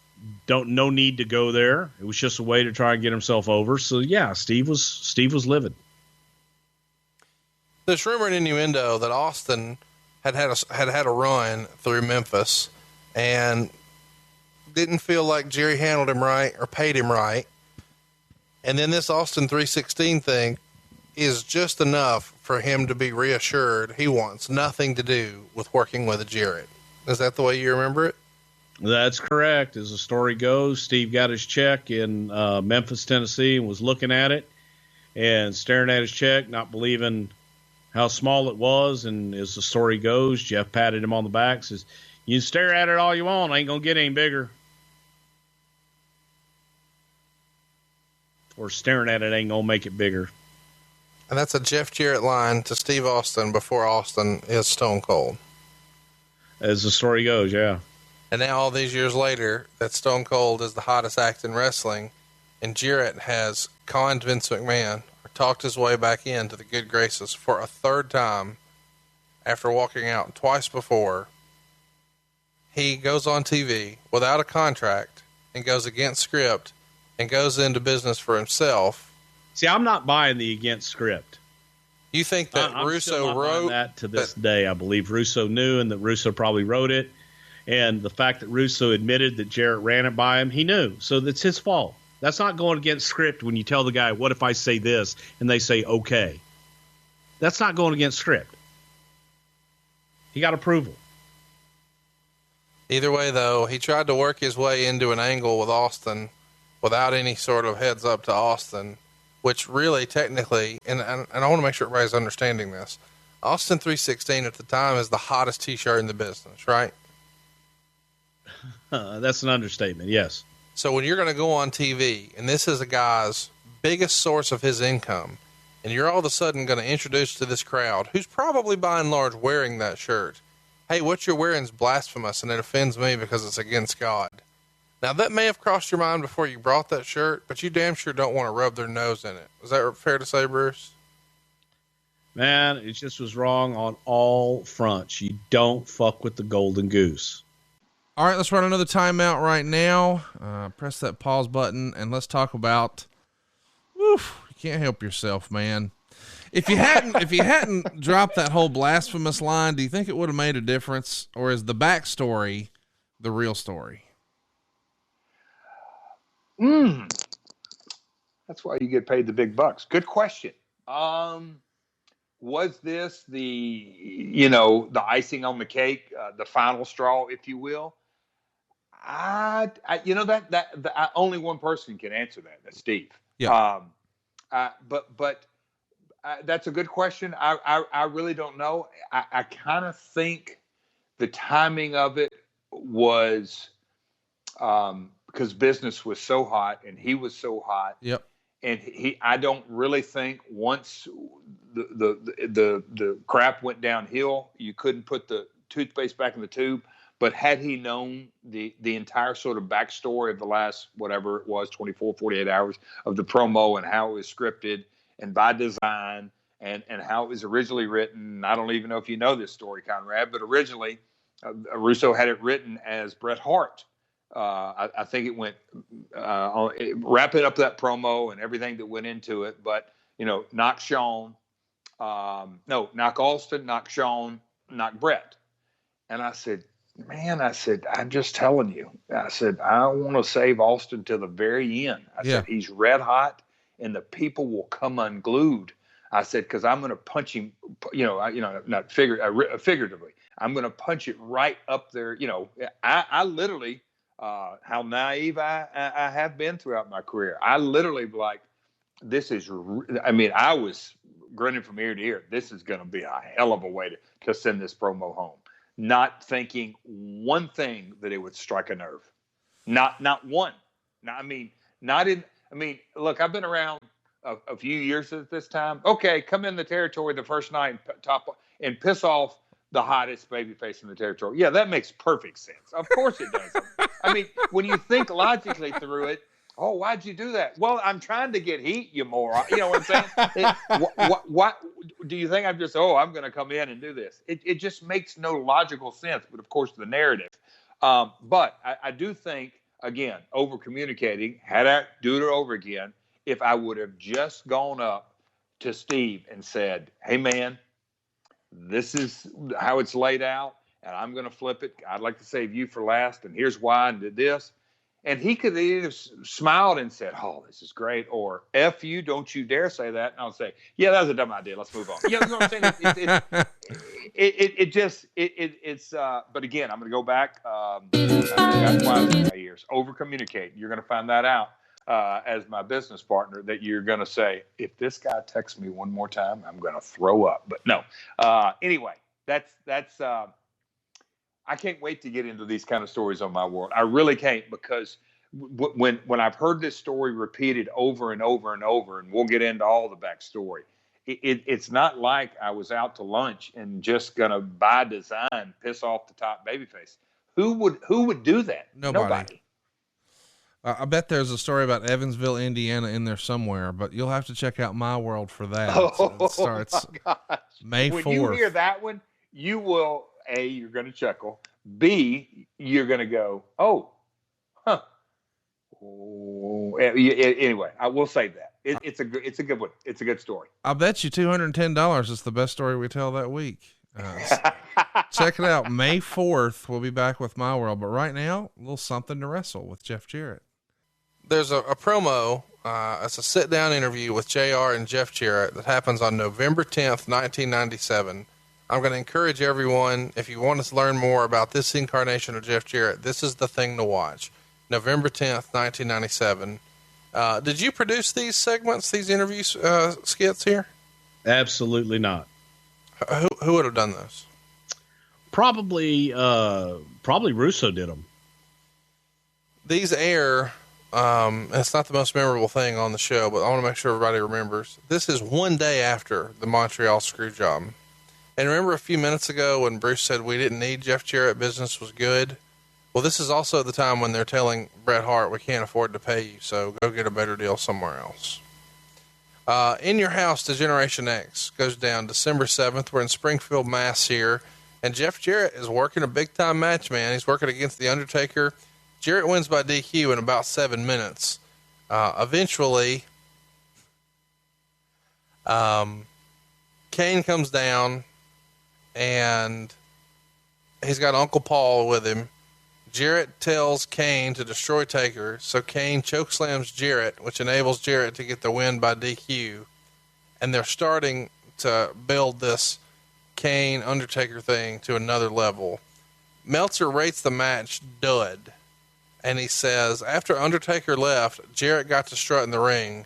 If you look up the phrase, quote unquote, not getting over in your dictionary, they'll probably have a photo of Jarrett in that Mayan Indian outfit next to the phrase. Your thoughts? Oh my God. Do you feel it? It's freezing in here. I actually agree with something Dave Meltzer said. Yeah, it didn't work. It just wasn't. It wasn't happening, man. They tried to make Jeff an ass kicker, and he wasn't an ass kicker. And they tried to make him something that he wasn't, and it just. Jeff is a great heel, right? But he's a good loudmouth chicken shit heel, and it just talking about, I don't know, it just was off, man. It was oil and water, it didn't work. What's the Undertaker's feeling when he gets back through the curtain? The Undertaker's still very much the locker room leader here, although Stone Cold's probably angled to be the top guy at this point. Taker's still the elder statesman. Has he given the stamp of approval on Jarrett, or is he soured on him too, considering he's walked out twice? He was soured on him too. December 12th in Chattanooga, Jeff and Lawler challenge the New Age Outlaws for the tag titles. Jeff and Lawler win by DQ. 2 days later, they're in Memphis, and Jarrett and Lawler were scheduled to face Shawn Michaels and Triple H in the main event. Really process that. DX is hot here, and so they're going to go against two Tennessee staples, Memphis heroes, if you will, Jarrett and Lawler. Fans start throwing trash in the ring, and of course something hits Shawn. So him and Triple H just leave the ring and don't come back. Do you remember this, and how common was this temper tantrum of Shawn Michaels? This was during Temper Tantrum Shawn. I do believe Triple H went back and had a schmoz and stuff. I don't think Shawn came back, but yeah, Sean was in his temper tantrum stage at that point. So here's something we've been asked about a lot here on the show. Oh boy. Here we go. At the end of December, Jeff starts to be managed by Jim Cornette, and he's now joining the newly formed NWA stable inside of the WWF. I can't believe that this is a real thing, but here we go. It's the end of 97, very beginning of 98, and now there's an NWA stable inside the World Wrestling Federation. How in the world does this all come to be? Vince Russo says that he knew this was bullshit and that it wasn't going to get over, but he's basically agreeing to it just to let Jim Cornette feel like he has a victory and let Jim be happy. Any memories of this and Jeff's involvement in it? This feels like something Jeff wouldn't have been really tickled to do. Dinner and Kelsey's nuts. No, the NWA involvement was something that Jim Cornette did orchestrate with Dennis Coralluzzo, who was in charge of the NWA at the time, to be able to help them in this whole wrestling war bullshit. But those three letters, the NWA, it was a dead brand then. It's a dead brand now. It means less than nothing. And it went against everything that we had programmed our audience for, that the WWF was the end-all be-all. And I don't subscribe to the theory of, well, let's just do this to make somebody happy. We tried. We tried to make it work. We really did. And we thought that by putting it on television, maybe it'll do something and breathe some kind of life. It didn't. It was dead. It was dead on arrival. Oh, gosh. So Jeff changes his look around this time, and he's wearing a singlet. He's wearing his hair in a ponytail. Is this overhaul of the look something he just does on his own, or is Vince or somebody recommending these changes to him? No, I'll give Jeff credit. Jeff was always trying to reinvent himself and change his looks up and do something different. I credit him for that, and I think that was always something that was good. On January 5th, 1998 on Raw, Jarrett would defeat Blackjack Wyndham, that's Barry Windham, to win the NWA North American Heavyweight title. What's your favorite NWA North American Heavyweight title match, Bruce?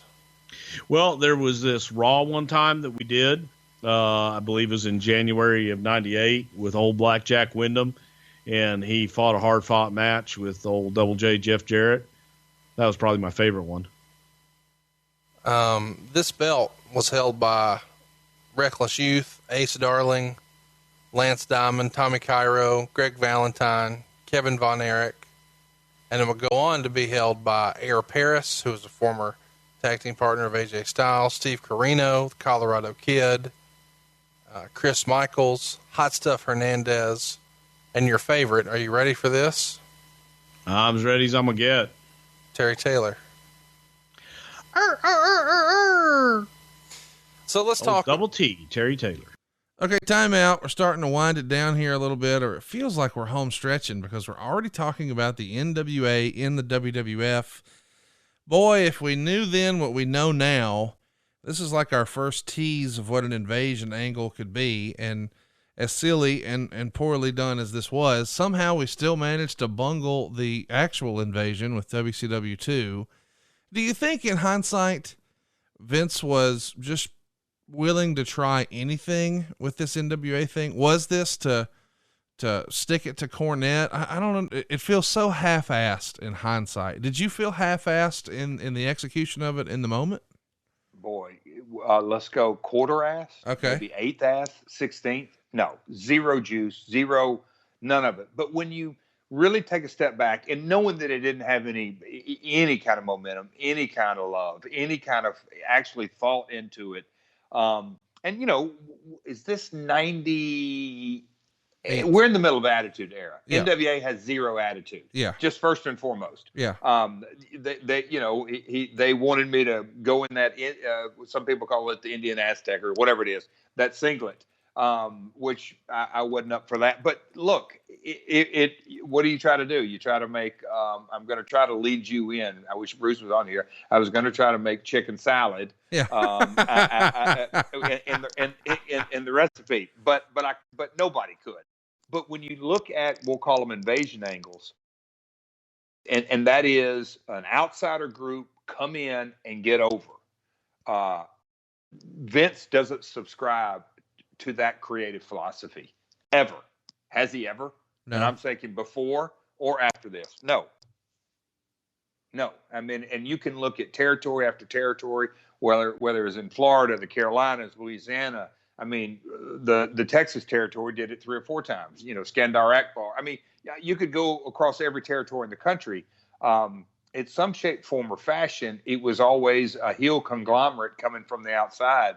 And what's really unique is Mr. McMahon, the first time he was ever played in Memphis, was a big city slicker coming in to, it was the outsider coming in to take over. Vince never believed in that philosophy, and the proof's in the pudding. Well, let's jump back into it. Something to Wrestle, talking about Jeff Jarrett. Of course, Jeff and I are going to cover all these topics in long form starting on May 4th, right here on Westwood One. Look for My World with Jeff Jarrett anywhere you enjoy podcasts. You can subscribe right now for free. But without further ado, let's get back to Bruce Prichard, Something to Wrestle about Jeff Jarrett. This is not the most pleasant part of the broadcast, but we're going to mention it here. The January 19th, 1998 edition of The Observer reports that Jeff missed the house shows over the weekend because his wife was diagnosed with cancer.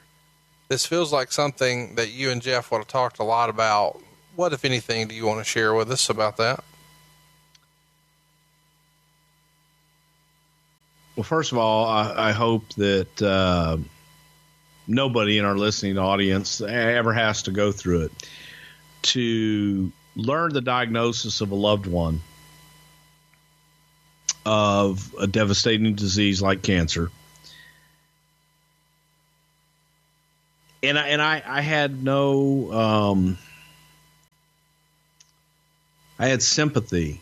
I didn't have a lot of empathy for a year, when I really realized, what Jeff was going through, but I did talk to him, and it's hard when the person that you share your life with is diagnosed with something that is something they can't control. And you're helpless. You're absolutely helpless. And you try.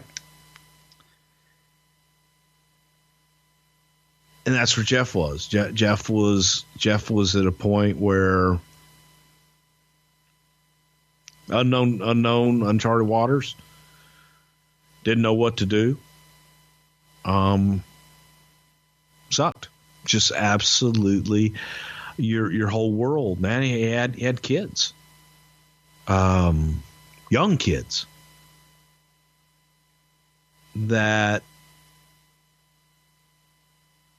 you think about, and you face life without mom and without your partner. At the time, I couldn't imagine it. A few years later, I lived it. And that's when Jeff and I, really, that's where we bonded. And we got past all the business bullshit and got down to life and just got down to what's important. So, but at this time, it was horrible. Jill was a young lady. She was, God, man, she's young. It's worth to be diagnosed, it sucked. It's worth mentioning they had 3 kids, I believe, and Jill, his wife, ultimately lost that battle to cancer in 2007. They were married in 1992, so they'd only been together 5 or 6 years here when this diagnosis comes down, and obviously their life was forever changed. I don't know how we transitioned back over into talking about wrestling, but we're going to try here. The Royal Rumble 98 goes down in San Jose, California on January 18th. And Jeff comes into the Rumble number 18. He's eliminated though by Owen Hart, and they start to tease a Jeff Owen feud here, but it never really happened. Do you remember why the decision was made not to put these guys together? I don't. Russo was doing creative at this time. I believe the feeling was they were so good as a team and they had great chemistry. Don't break them up yet. Wasn't necessary. Through January and February, he's on TV every single week, usually getting wins over guys like Bradshaw or Wyndham is his tag team partner, and they're beating the Legion of Doom. He's also having matches with Bradshaw and Flash Funk when he's tagging with Wyndham. This continues through the next pay-per-view, which is No Way Out. That goes down February 15th in Houston. I'm sure we're going to talk about that in long form at some point. But on the show, Bradshaw gets a win over Jarrett by DQ. So Jarrett retains this North American title. And JR kind of says it tongue-in-cheek, I'm sure, but says this is historic because it's the first time an NWA title had ever been defended on a WWF pay-per-view. Probably the last time, folks. And Lawler was hyping up the history of Houston wrestling and Paul Bosch, and they were trying to make this into something. But ultimately, it might have been a miss here. 0.5 star is the rating, of course. Eventually, we see Cornette get involved. He's got the racket. They're doing the usual routine. Ricky and Robert Gibson are there. I can't believe it. What are your memories of this No Way Out NWA schmoz? Another one. Block it from the memory, please. Boy, some of those were, seeing Ricky and Robert as middle-aged men coming out with the mullets and the rock and roll bumpa bumpa. Just God, oh boy. March 2nd. All I got to say about that is when we see the debut of Tennessee and Lee. We're all familiar with him as Colonel Robert Parker in WCW. And here on March 2nd, he's introducing Jeff as the world's greatest singer and wrestler, going back to his original gimmick from 1995, which he called stupid on his debut when he came back here. Talk me through how in the world this becomes the deal. Well, let's go back and look at the history of his career. Tell me the period of time that he was most over. So, go hopefully try and recapture some of that magic. Robert Fuller was kind of in between gigs looking for something, and we thought by bringing him in as manager and a nice package deal might revive. JEFFJARRET.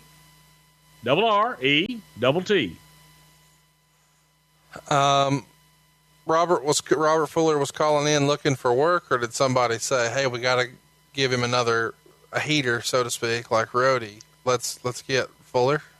I think that Jeff actually suggested Robert at the time. Robert I think he was in between gigs, and Jeff said, "Hey, what about Robert Fuller to come in and do something?" The idea came up. Why don't we put him with Jeff? All right. At this point, I guess the NWA angle is just completely squashed. How did you guys kill that? A very merciful death. It just goes away. Oh, I don't know why that's funny, but it is. Because it's true. Okay. He's working lots of shots against like Tom Brandy and Flash Funk, Steve Blackman. The Blackman thing, I guess, is notable because on March 23rd, this is Blackman's first loss in the WWF. Was there any sort of strategy into keeping Blackman undefeated, or was it just one of those, what the fuck, you mean he hasn't lost yet? Well, let's just beat him tonight. It's more of a what the fuck. Oh, what do you mean he hasn't lost? Well, he did. He just did. I saw it. So nobody was keeping up with that behind the scenes? Absolutely not. All right, WrestleMania 14. We're going to cover this in long form this next year. So mark your calendars, kids. Jeff didn't have a match on the show, but he does do a segment, this time with Jennifer Flowers. Here's what Meltzer said about it. Jennifer Flowers, who looked far too old for the glamorous role she'd be given on the show, was there to allude to the sexual prowess of one Jeff Jarrett as yet another attempt to make Jarrett a star, despite her looking more like she was Jarrett's mother than his lover. Talk to us about Jennifer Flowers and why this was a big deal at WrestleMania. Well, it was a big deal because Jennifer Flowers had had sexual relations with the president, Bill Clinton. Her only claim to fame was that she shagged the president of the United States, Bill Clinton. You know, so, but I mean, really though, what? That was a big deal at the time. You know, it was a huge deal. Yeah. And it was a huge deal for her to do an appearance, much less like this. Right. So she was very famous.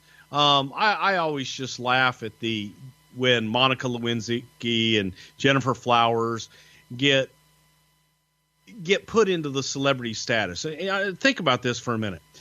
Monica Lewinsky is famous for blowing the president and not swallowing and spilling. Now, in fairness, you're famous for blowing Vince McMahon, right? No, I'm not. I've never blown him in my life. I've never blown a man in my life. But she's famous for drooling on her dress. You said you never blew a man. So have you blown animals? Well, there was this night in Nuevo Laredo, but we try to forget about that. But no, shit, Jennifer Flowers, she was a, quote, celebrity. But she was big, man. She was a newsmaker. So, yeah, it was a big deal.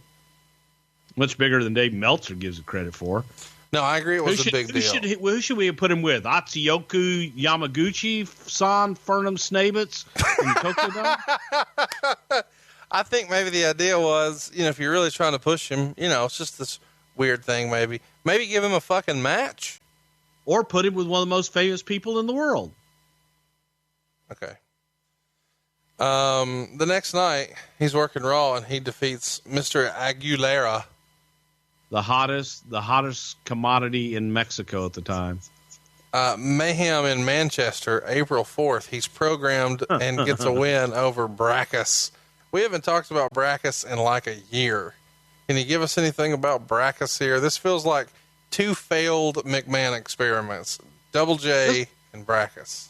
Oh God, no! Wow, Double J, the original Double J was not a failed experiment. That gimmick was over and it was great, and it's what he's still known for to this day, kind of like Cockadoodle Man.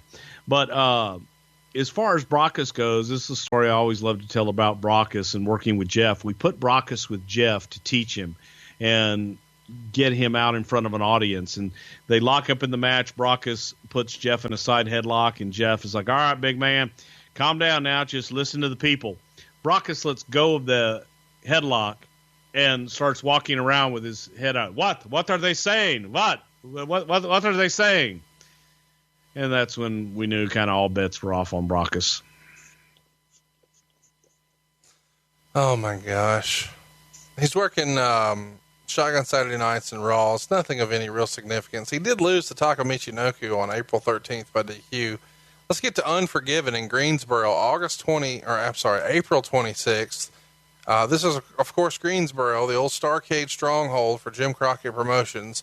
It draws a huge house, 21,427 folks. It breaks the Greensboro record of 19,000, which was set way back at Starrcade 86. They do a huge number here for $341,000, but big money at the merch stand too, $165,000. So it's a big deal that you're running here in Greensboro, but maybe not such a big deal that Jeff Jarrett is here. But he does have something, I guess, interesting. Meltzer would write, Jarrett sang with the country music group Sawyer Brown. As many know, Mark Miller, the lead singer of the group, went to high school with Ron and Don Harris, and they've remained friends since this time. Jarrett had practiced with them for a while, and as a singer, did a good job. It's funny that for all of his actual talent, even after this, when he showed up to his huge ring entrance the next night on Raw, nobody still cared. Anyway, after one song, this turned into an angle as Steve Blackman attacked him, but Tennessee Lee clocked Blackman with a guitar from behind. Jarrett then put Blackman in the figure 4 while the crowd loudly chanted, "We want Flair." Chat me up about this. How in the world does this Sawyer Brown thing come together? And did Vince McMahon have any clue who Sawyer Brown was? I don't know him, pal.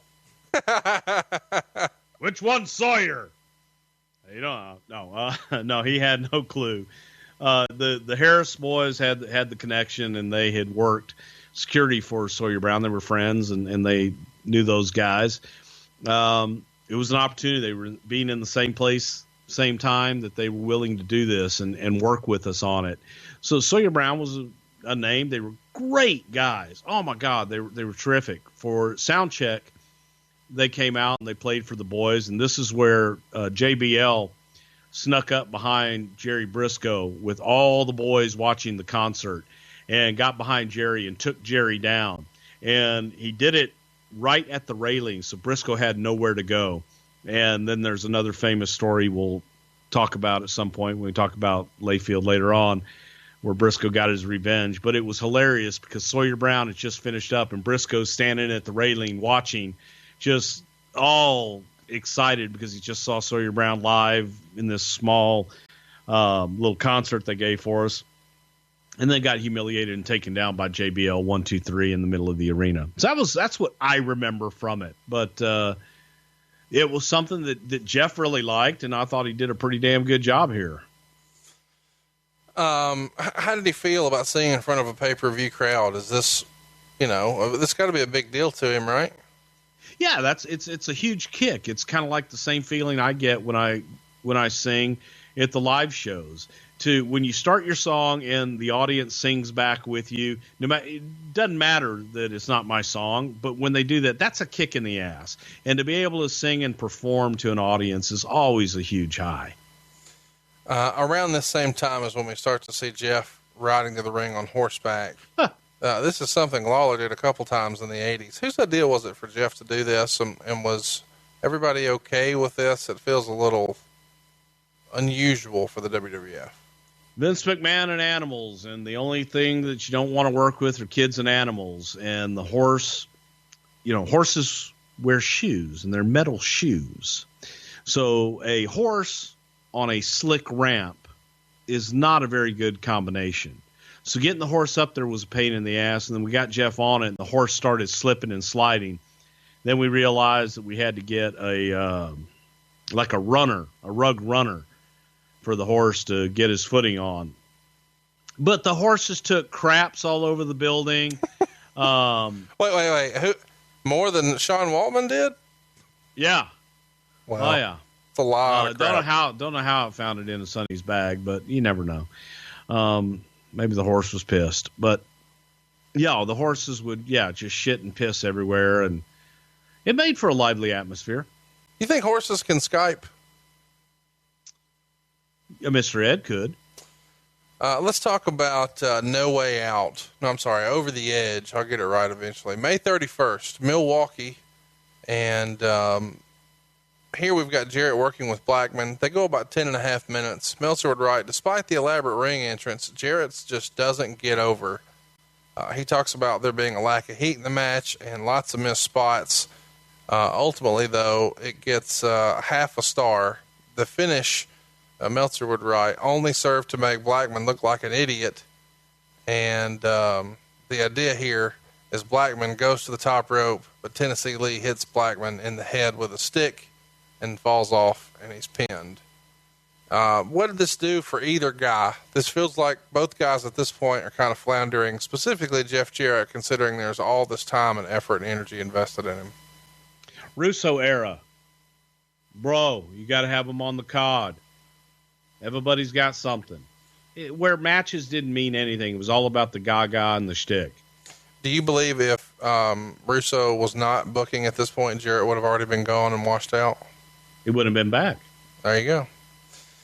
Let's talk about King of the Ring. That's June 28th in Pittsburgh. We're going to talk about this next year as well. Mark your calendars. In the King of the Ring semifinal, Shamrock beats Jarrett in about 5.5. Meltzer would write, the crowd wasn't into this match at all. The two didn't miss any moves, so there was nothing wrong with the match, but they just didn't have any time to build, and they had no heat going in. It only gets 1 star. Your thoughts on Ken Shamrock and Jeff Jarrett here at King of the Ring? I don't really remember it other than it was Shamrock's night. We wanted to make Shamrock the king of the ring, and it was time for him to shine. And Jeff was able to shine him up and give him a decent match. Do you think in hindsight, given how hot the crowd was for Shamrock, because there's parts of 97 and specifically 98 where the crowd is just really, really hot for him. It feels like you guys could have tried to maybe make him a main event, title contender. Yeah, he would have fit in. He definitely would have fit into that picture. Why didn't that happen? You can only fit so many people into the main event picture. And at that time, that main event picture was pretty crowded. But do I think that Shamrock could have hung in there and that he could have been a main event guy? Yes. And I think that they would have accepted him, but it was already crowded at the time. Next up is Fully Loaded 1998, which we've already covered in long form. It's available in the archives. On the show, Val Venus gets a win over Jeff Jarrett in about 8 minutes. Probably don't need to add anything to it, but I should mention that around this time is when Tennessee Lee is bringing out Southern Justice, formerly known as the Godwins. Is this going back to Jerry's idea of, hey, if he's going to be a star, he needs an entourage? It became that way. It wasn't Jerry's idea, but unfortunately became a self-fulfilling prophecy that you had to surround him with a lot of different people and the entourage. Got to have an entourage. Things start to slip a little bit for our good friend, Mr. Jarrett.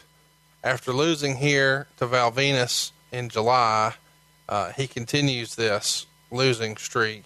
He loses on Heat to Edge. This is very soon after Edge is debuted. He's on Raw the next night, and he loses to Hawk. He's on Heat the next week, and he loses to Darren Drozdoff. And after that match, Jarrett and Southern Justice get rid of Tennessee Lee, and this is the end of his run in the WWF. Why were things not working out with Fuller here? Did Vince just think it had run its course, and he wasn't into it anymore and couldn't find anything for him? The whole gimmick wasn't working. The package wasn't working, and Vince was looking just to cut his losses. And the addition of Tennessee Lee with Jeff wasn't helping the presentation. And cut your losses, move on. And there wasn't really anything else for me. It already pretty much been, seen as the Jeff package. I guess my question was, with a guy like him, could he have contributed backstage, or was that just totally dismissed because it was Southern wrestling? At that time, backstage was crowded too, so you had a lot of agents. I do think that Robert Fuller definitely could have helped out backstage, and I do think that he would make a good producer. He always had some intriguing ideas and had a different way of going about the business. He had a unique outlook on it. And shout out to Robert Fuller. He's got a podcast that they call the Studcast, which is out there. You should go look up. The man knows how to tell a story. So the next night on Raw, after all of this has happened on Heat, where Tennessee Lee's out of here, Jeff hits Draws with a guitar that said, "Don't piss me off." And that's Jeff's new motto. And it looks like Jeff's trying to grow a beard, and some of the silly, over the top, greatest singer stuff is now gone. And now we're like a badass with a guitar. Is this a Russo switch? Who pitches this different version of this character? I think it was a combination of, hey, you know what? The Tennessee Lee thing didn't work, and Russo and Jeff getting together, because Jeff did have a lot of input on his character stuff with Russo. They talked a lot, and they came up with a lot of stuff together, and I believe this was collaboration of the two. Hey, I know what, let's make you this really angry guy that hits people with a guitar. On August 24th, in a little bit of art imitating life, I guess, X-Pac pissed in Jeff Jarrett's boots, which starts a feud between them. This happens on Raw. Does he just pee in the boots because you can't actually shit on TV? You can actually see pee without seeing the penis. Yes. Peeing is funny, pal. Okay. Urine is funny. That sets up their match at SummerSlam. It goes down August 30th, 1998 from Madison Square Garden. I'm sure we're going to cover this in long form another time, but it was a huge deal for the company. third biggest gate for a wrestling show in North America in '98, behind only WrestleMania and the Nitro in the Georgia Dome, where Goldberg beat Hogan for the belt. Jarrett actually loses a hair versus hair match to X-Pac here in about 11 minutes. Howard Finkel, with a freshly shaved head and mustache, comes out wearing a DX shirt and a bow tie to second X-Pac. And Meltzer would write, Finkel looks like a cross between Vader's little brother and Captain Kangaroo, which I thought was kind of fun. In the end, the match gets 3 stars. And ultimately, of course, as you could imagine, there's lots of false finishes and broken guitars. Southern Justice comes out and tries to hit X-Pac with the guitar. He misses, and then X-Pac gets the guitar, breaks it over Jarrett's head, and there's your pin. After the match, the New Age Outlaws come out to chase away Southern Justice and hold down Jarrett. They break out the electric shears, and he gets his head shaved. Your thoughts here on this hair versus hair match that got 3 stars from SummerSlam 98? Hated it. Absolutely hated it. And I went batshit after the fact, because they didn't shave his head. And the idea behind the head shaving match was a good one, in that Jeff was looking to empathize with his wife, Jill, who was going through chemo and had lost her hair. And this is how it was pitched to me. And that we were going to shave his head in the garden at the pay-per-view and so on and so forth. But they didn't shave his head. They basically gave him a haircut, and his hair looked 1,000 times better than it did before. So I came from that school down south where a hair match actually meant something. When you know, shaving someone's head, making them bald, was something people would get upset over and people would pay money to see. Vince McMahon hated hair matches, didn't understand them, didn't think they drew, and thought they were silly, and thought this was perfectly fine. And Vince Russo, never having seen one, they all thought it was fine. I hated it because you bill something, somebody's going to lose their hair, not get a haircut. And we didn't deliver. Jarrett's kind of got some 50-50 booking on TV as we head to Breakdown, which is the September pay-per-view. It goes down September 27th in Hamilton. On the show, we would see X-Pac and New Age Outlaws take on Jeff Jarrett and the Southern Justice, which is, of course, Dennis Knight and Mark Canterbury, the former Godwins. They go about 11 and a half minutes. In the end, X-Pac's doing a lot of the heavy lifting here. The match only gets 1 3/4. What'd you think of this match? Of course, it's a weird situation here because DX is super over. The guitar is starting to get over. Jeff brings the guitar out, then Billy Gunn gets it, then the ref gets it. Ultimately, Jarrett gets the guitar from the ref and clocks X-Pac with it, and that's the end, because Gunn is then able to use the rocker dropper on Dennis Knight, and we're out of here. It feels like it should have been better on paper than it actually was watching it. God, I thought it was horrible on paper, almost as bad as it was in the ring. Too many people trying to get over here. And you had the strong DX guys, and then they're trying to get Phineas and Henry over, and then you got Jeff trying to get over. And everybody can't get over in a situation like that. And it just suffered because of it. Everybody had to get their stuff in. Everybody had to get their spots in. After a while, it just becomes a hodgepodge, which is what this became. Do you think overall that the Godwins, I mean, Southern Justice wasn't a bad gimmick, but for whatever reason, it feels like the Godwins had a much better run. Did you prefer the Godwins better than Southern Justice? I did, and Southern Justice was still identified as the Godwins in suits. Yeah. You know, what do they say? You can't shine a turd. And I'm not saying they're turds. I'm saying that the gimmick of Henry and Phineas was a strong gimmick. Yeah. And tough to get off of them. Sort of like when a character actor is identified as, like, no matter what he ever did, James Gandolfini was always Tony Soprano. Exactly. Let's go to Judgment Day. That's our next pay-per-view. I should mention, I guess I should back it up. August 12th, X-Pac defeats Jeff Jarrett in the first round of an Intercontinental title tournament. Now let's head to October 18th, which is that following Sunday. It's the pay-per-view Judgment Day from Chicago. And Scorpio would pin Jeff Jarrett in 3 minutes and 41 seconds. What'd you think?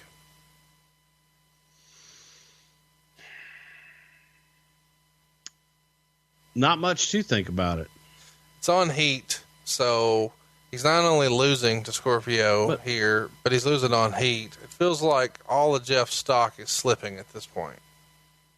Well, but it was also to tell another story with Val Venus and everybody else. And it was just trying to tell all of these stories, which was Russo MO, to try and have so much going on that you forget what's in the ring. November 2nd, the Observer would report that you guys were shooting vignettes with Jeff Jarrett and Deborah Marshall, who had recently signed with the company, which is awesome because this is also the person he called out in his original promo, and referencing being a dumb blonde.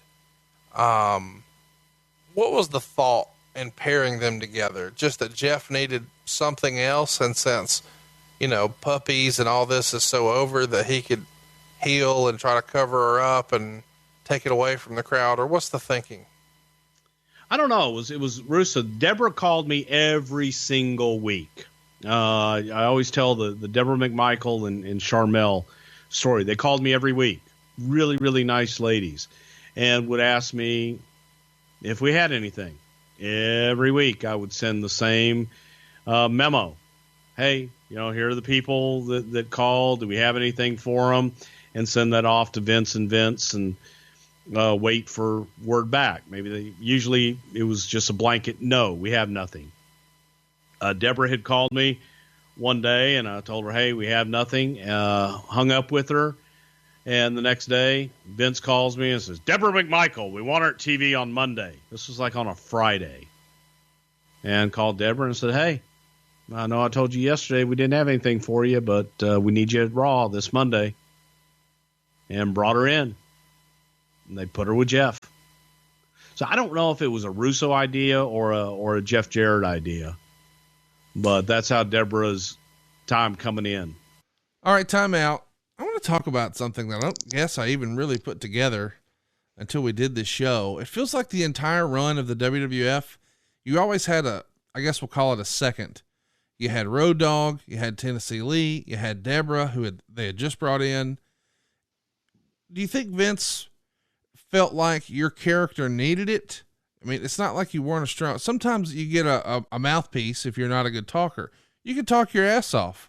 I mean, I'd rather listen to your promos and watch your matches. We'll talk about that another day, but still. Okay, here we go. Time out. No, go ahead. Why do you think you always had a second in WWF? If you broke it down to each individual case, it makes maybe, when I stand back, I'll say this, and I'm not obviously not speaking for Vince by any stretch of the imagination, but when I see talent and a talent that can interact on camera with multiple characters at multiple times, that's a win. There's a guy that can go out in a segment and get himself over. That's a skill set. But another guy that can go out and get their opponent and get a second over, and somebody who runs in multiple cast of characters, I think that's a different skill set. And I think there's an extreme value to that as building a 1 hour or 2 hour television show. But Tennessee Lee, how that, me and our families go back to the 50s. But that all sort of came out of, hey, let's go back into the Double J character, which I wasn't totally in love with because I felt like we'd already been there, done that. It's when I cut my hair and me and Owen and the IC and did the angle with China and did the angle, the IC run with when I cut my hair. I will say that the Don't Piss Me Off. I really got into that because I thought it had legs. I mean, Austin was coming down and stunning me. There was a lot of legs on that, but Tennessee Lee was that promoter, but it was like going in reverse.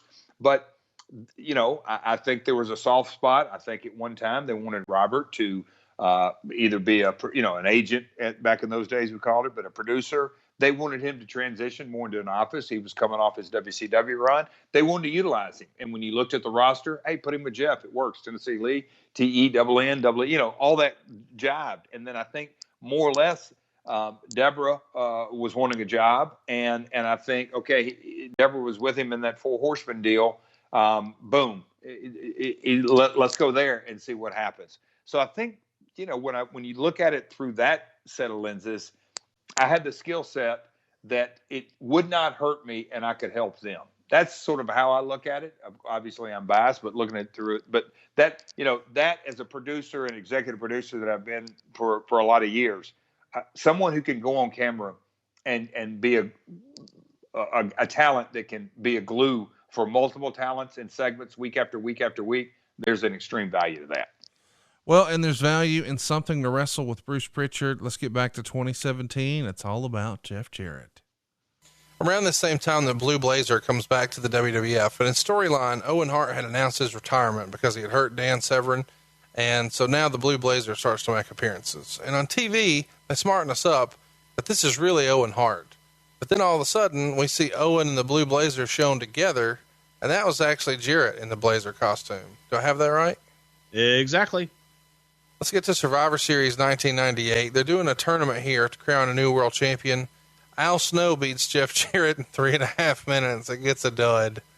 There's lots of Deborah stealing the head, Snow getting the guitar. Lots of silliness here. But Jarrett is out pretty quickly, just like he was the King of the Ring. Anything you want to mention about that?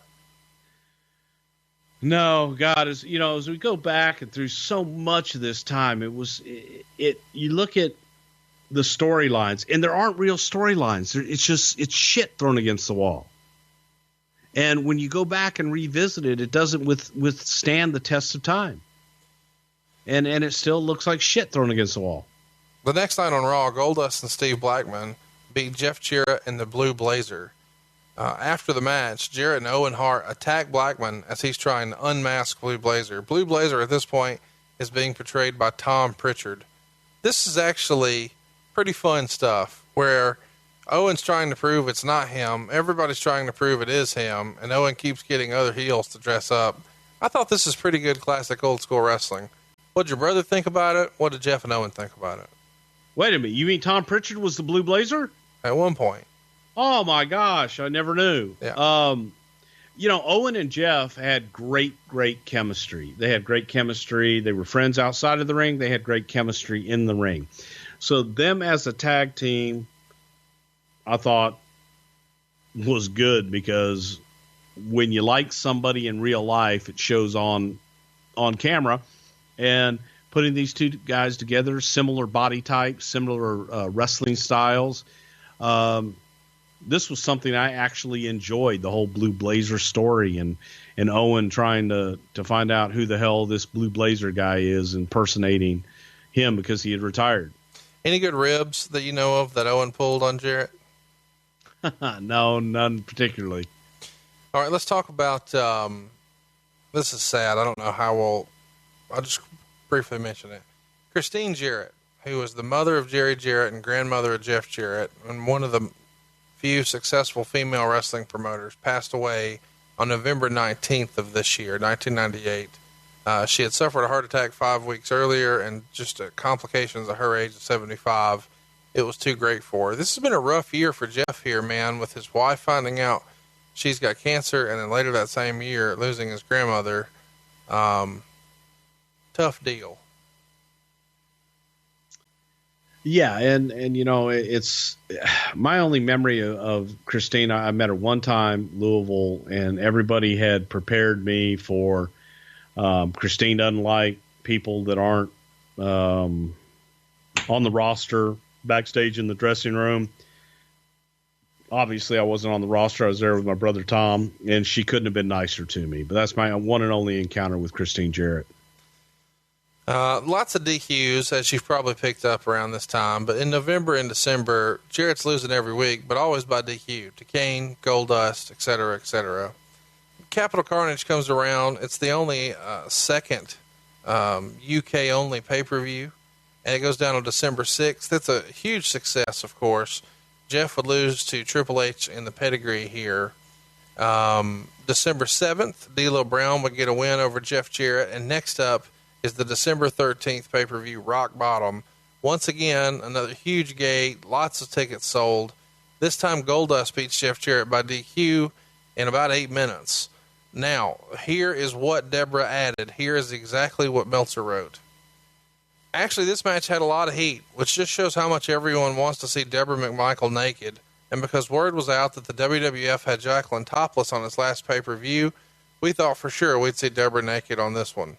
I think the only way a match between these two could get over is to promise 17,000 males that they'd see a beauty pageant winner naked at the end. But it was a good match. Goldust used the curtain call, but Jarrett distracted the ref. Fans were really into Goldust near falls. Wonder why? Goldust set up Shattered Dreams. Deborah got in the ring and started caressing his butt. Of course, he didn't care, which I guess proves he was gay all along.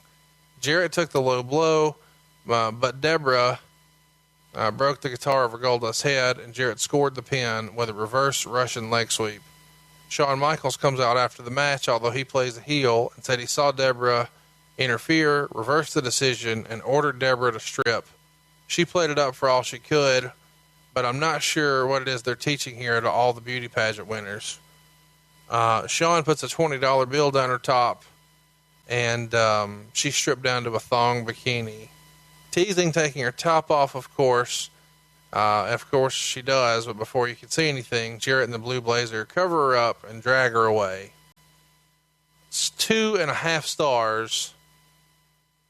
You know, it's weird that this is what it takes to get Jeff Jarrett over at this point, but it feels like, you know, people are actually involved. I mean, what'd you think of this? This was during the time that everything was about, you know, sex, drugs, and rock and roll. And everybody wanted, you know, more sexuality and stripping and puppies and puppies. Deborah had a hell of a body.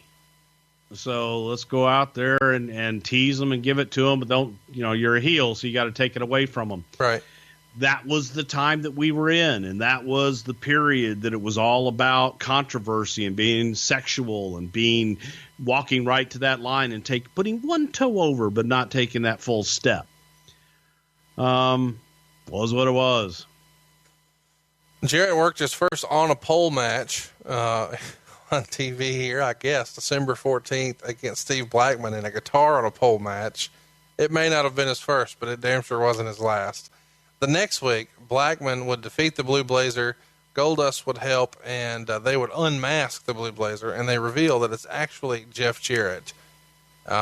This pairing continues of Jeff Jarrett and Owen Hart, lots of Raw and TV stuff, and then eventually Jeff and Owen actually defeat the New Age Outlaws and become the new #1 contenders for the tag titles, and that goes down on January 11th, 1999, and now we're at the Royal Rumble. And it's January 24th in Anaheim, California. It does a huge rating on Sunday Night Heat and gigantic business at the gate. Jeff's in the Royal Rumble at number 27, and he has no eliminations in the match, but is thrown out by Triple H. Of course, Vince McMahon wins it. I'm sure we'll cover Royal Rumble in long form at some point in the future, just because McMahon won and what a big deal it was. Owen and Jeff would defeat the Big Boss Man and Ken Shamrock to finally win these tag titles the next night on Raw, January 25th. How did you think that Jeff and Owen were as a team? Absolutely. I thought they were excellent as a team. So putting them together, I thought gave them new life. And you take two guys that fit well together and they gel. Thought it was great. They're working lots of house show matches here and successfully defending the tag titles. They're a lot of times working against Big Boss Man and Test, sometimes Road Dogg and X-Pac, but they're all over the place. As we get on into the bigger shows, I guess we should mention St. Valentine's Day Massacre actually goes down in Memphis, which is a pretty big deal. This is where we see the Big Show debut, but it's a big deal for Jarrett to be back here in Memphis, and now he's back as a tag champion with his buddy Owen Hart. They would beat D'Lo Brown and Mark Henry in about 9.5 minutes. Meltzer gave the match only 1 star. Lots of guitar stuff. Ivory's there and going at it with Deborah. What was your takeaway from this tag match and any memory specifically of this particular pay-per-view, St. Valentine's Day Massacre? Well, the biggest thing about St. Valentine's Day Massacre was obviously the big show, and trying to keep that whole thing under wraps. Just the whole gimmick of show coming up through the ring, to me, was a spectacular visual, and I thought that it was pretty damn cool, as a matter of fact. And I remember that whole show being kind of a holy shit moment. But you look at the four guys involved in the match. We're talking about Owen Hart and Jeff, with D'Lo and Mark Henry, a young D'Lo Brown, and you got Owen Hart and Jeff, the two veterans, and Mark in there. This was, again, putting a lot of shit out there. Yeah. But it was also an opportunity to take a guy like Mark Henry and put him in with veterans and allow him to learn something. On a pay-per-view where they don't have a whole lot of time and they're just throwing crap out there, not the best. But around and being able to tell that whole story, I thought it worked. We should mention here, on March 15th of 1999, Jarrett and Owen would defeat the Public Enemy to retain the tag titles. I wanted to mention that because it just feels, I don't know, like something that you don't often get to say out loud. They're working against mostly Triple H and X-Pac here on the road. They do get a win over the Hardy Boys at some point too. The Brood are also challenging at that time as Edge and Gangrel. Let's fast forward to WrestleMania 15. We did a whole show on this. It's in our archives. On that show, Owen and Jeff would defeat D'Lo Brown and Test. Anything you'd like to add on that match that we might not have touched on? No, not that we haven't already touched on, but again, it's a perfect example of the two veterans with the two youngsters in D'Lo and Test, and being able to bring the best out of everybody. And in my opinion, it's where guys like Owen and Jeff excelled. April 5th, we see X-Pac and Kane defeat Owen and Jeff to win the tag titles. Was the time just, had this run its course? What's the thinking in making a tag title switch at this point? Well, it had run its course, and we were also telling that unique combination story of X-Pac and Kane. And we had Terry Pac also involved in that story a little bit with X-Pac and Kane. So it was just more or less a timing issue at this point, and kind of going back to looking for that blue blazer gimmick, maybe go back and revisit that a little bit. In April, they don't know it at the time, of course, but in April, they take what would be Owen's last tour through Canada, working triple threat matches against the Outlaws and Edge and Gangrel. They hit Vancouver on April 16th, Calgary on April 17th, and that's the end for him in his hometown. They did work a match in Toronto on the 23rd. The Outlaws would defeat Owen and Jeff there. And then the next night, they're at Madison Square Garden. Here, the Outlaws would beat Owen and Jeff, with Edge and Gangrel finishing out the triple threat. Backlash goes down on April 25th. The New Age Outlaws would defeat Owen and Jeff in about 10 minutes here. And Deborah is notable here because she comes out in a black bikini and is most of the match teasing that she's going to take her top off. In using, Meltzer says, they've done one thing really smart here. In using puppies as the metaphor, they get fans to loudly chant, "Show your puppies," which is obviously a lot less controversial than what they say in ECW. Of course, the match ends when Billy uses the famouser on Owen. 2.5 stars. Any memories of this Backlash pay-per-view? It feels like just a throwaway match of sorts. Yeah, it kind of was, and you talk about the "show your puppies" chant. That was obviously a lot better than Vince McMahon's suggestion of, "I want vanilla titties."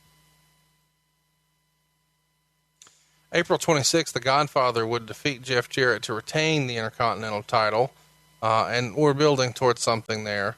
They're often working against Edge and Christian on the road. As we cruise towards May 22nd, though, this is where we would see at the Rosemont Horizon, Owen and Jeff defeat Edge and Christian. I mention this because ultimately this winds up being Owen's last match. The next night at Over the Edge, May 23rd, 1999, Kemper Arena, Kansas City, Missouri. Everybody knows what happens. Owen falls and unfortunately passes away. Right after the incident, and this is probably what I remember best about the entire pay-per-view, they throw to the back for an interview, and Deborah is standing there with Jeff, and Deborah's trying to stay in character And Jeff quickly tells her to shut up and says, Owen Hart, I'm praying for you, buddy. They're both very upset. And Jeff continued with the interview for the match. But then he again says, Owen, you're in our prayers, buddy. And Deborah says, Owen, we love you. This is the most surreal interview in the history of wrestling to me. And it's still the thing I think about the most. Can words even describe what that backstage area was like right then? Chaos. I mean, unbelievable. Have you talked to Jeff about how hard it was for him to, right after that happens, go out and wrestle a match? Whew. Boy, not that particularly. We've all talked about that night. Right. Again, you don't know. And we didn't know then. We had no idea what the hell was going on or anything else. It was just a difficult night. Horrible. On the show, Jeff and Deborah would defeat Val Venus and Nicole Bass. And of course, the next night is the tribute show to Owen. Lots of wrestlers are talking about what Owen meant to them. And Jeff was extremely emotional. It was very heartfelt and super heartbreaking to watch. On the match or on the show, Jeff beat Test with the sharpshooter as a tribute to Owen. Have you ever had a conversation with Jeff about his relationship with Owen or maybe the impact that incident had on him? They were like brothers. Both second generation wrestlers, both, grew up in the wrestling business, and they could empathize with one another. They knew what the other one had gone through. So they loved one another, and they were good friends inside and outside. So it was definitely hard. He lost a brother. It was reported at the time that had circumstances been different, the night after Over the Edge, Owen was supposed to win the Intercontinental title. That doesn't happen, but a week later, Jeff Jarrett would defeat the Godfather to win the Intercontinental Championship. Was this the way you remember it, that Jeff was sort of filling in for Owen here? The way I remember it, yes. There, like I said, this one seems to be a lot of them. There are times in your life that you black out and that you have tunnel vision and you can only remember and see certain things. There's so much going on at that time and in and around it and the weeks following that we were all kind of almost on autopilot. Shout out to friend of the show, Blue Meanie. He lost to Jeff Jarrett on Shotgun Saturday Night on July 17th. Jeff is successfully defending the title around the horn here, but then all of a sudden on July 24th at a house show, Edge beats Jarrett to win the Intercontinental title. And it feels like something we've talked about earlier in the show, where Jarrett's losing the belt at a house show, just to add some predictability. Is this the way you remember it? I mean, this is going down in Toronto, Edge's hometown. What was the thinking in having Edge win it on a house show? Well, the fact that it was his hometown, and Edge, we were just programming at the time to kind of get over that single hump and do something more with him. So you are promoting your live events, way to get people up off their asses and go to their live events, have a title change. And it made Edge a little more mysterious, and you didn't see it on TV. Meltzer would report that Edge won the title as a surprise the night before, because in real life, Ken Shamrock's flight had arrived so late that Edge, who had already worked the opener, was put in as a sub, and they decided to have him beat Jarrett. Since they were near Toronto and they were making him work twice, they thought it would be a nice little pop. So the next night, at Fully Loaded on July 25th, Jarrett wins it back from Edge after about 13 and a half minutes. So it ends Edge's just one day reign. Deborah, of course, is out in a bikini, and Meltzer writes, "You're not going to find many women pushing 40 who look like that, or pushing 25 for that matter." Eventually, Deborah distracts Edge by taking off her jacket, and Jarrett knocks Edge into Deborah, who falls on the apron. While all this is going on, Gangrel snaps Edge's neck on the top rope, and Jarrett pins him using the reverse Russian leg sweep. After the match, Austin hits the ring and gives Jarrett a stunner. What do you remember about this match? I remember Austin, the most memorable thing, the finish, and Austin coming out and stunning Jeff and kind of being out, because it was a lot of talk from Jeff's original interview back and the blasphemous and would Steve ever work with him or not. And Steve did it. He came out and did this. So that's all you remember, and that's all you were meant to remember. And he did the little mocking of the strut, which is pretty famous. Yes. And it's funny, I just watched this the other day, and that was, is about as awkward as you can get with Steve doing the strut, and everything was hilarious. July 26th on Raw, Jeff would pull actor Ben Stiller out of the crowd and attack him. This is to cross-promote a movie, I'm sure, but how was Ben to deal with?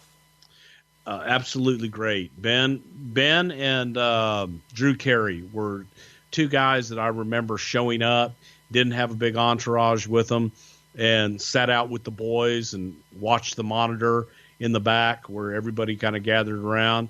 Wasn't a big star, and was willing to do any and everything that we asked him to do. Great guy. On August 2nd, European champ D'Lo Brown would get the victory over Jeff to win the Intercontinental title on Raw. Why in the world was D'Lo a double champion here? This seems out of place, Bruce. What say you? D'Lo was getting over, man. He had the head bob, and D'Lo was getting over. So, man, let's try something and let's go with him. Why not? Throw a little more steam in the engine. Let's talk about August 15th on Heat. Meat defeated Jeff Jarrett. What's your favorite Meat match? Jesus, I'd like to forget every Meat match I ever saw. Meat's now the best gimmick for Sean Stasiak would have been Mr. Paranoid. Meat's now a chiropractor. So would that make him Dr. Meat? Dr. Paranoid. Now, I assume you're talking about Paranoid because he taped all his conversations. Just really paranoid. Yeah, give me an example. We'll leave it at that. No. You brought the shit up and you said it twice, and I let it go the first time. When he just believed that everything was a conspiracy against me. Believed everybody was talking about him. Believed everyone was conspiring against him to hold him down, and was just out of his friggin' mind. August 16th, the Observer reports that Steve Austin turned down working with both Jeff Jarrett and Billy Gunn, claiming that neither were over enough to work with him. Here's what Kevin Kelly said once upon a time. I was there when Jeff Jarrett returned and came out and gave his famous little shoot promo thing in the ring where he said he felt Austin 316 was blasphemous, which is what Jeff's true opinion was.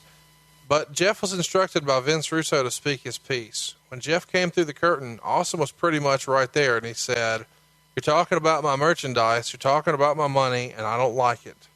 What Jeff probably should have done was gone to Steve and said, "Hey, listen, this is what they want me to do, and what do you think about it?" Steve Austin harbored a lot of bad feelings towards Jeff Jarrett because of the fact that Steve was starved when he was down in Memphis, and while Jeff was catered to as the Booker's son, Jeff had this huge mansion, or Jerry had this huge mansion in Hendersonville, and both of them lived the good life while Steve was getting around $40 a night. Austin has defended his stance, and here's what he says. He wasn't physical enough. He didn't hit the ropes hard enough, and it wasn't a case of me being able to bring him up, more of a case of him bringing me down because of how hot I was. I'm not out there UFC shoot fighting, but Jesus Christ, lay some stuff in on me, bust my mouth, whatever. That's the way I did it when I was feeding comebacks on DX and all those guys. I mean, those guys walking backstage would be with busted lips and noses, loose teeth. I was throwing sledgehammers in there and people were going crazy. That's just the way it was. He can't hit the ropes hard enough to bust an egg.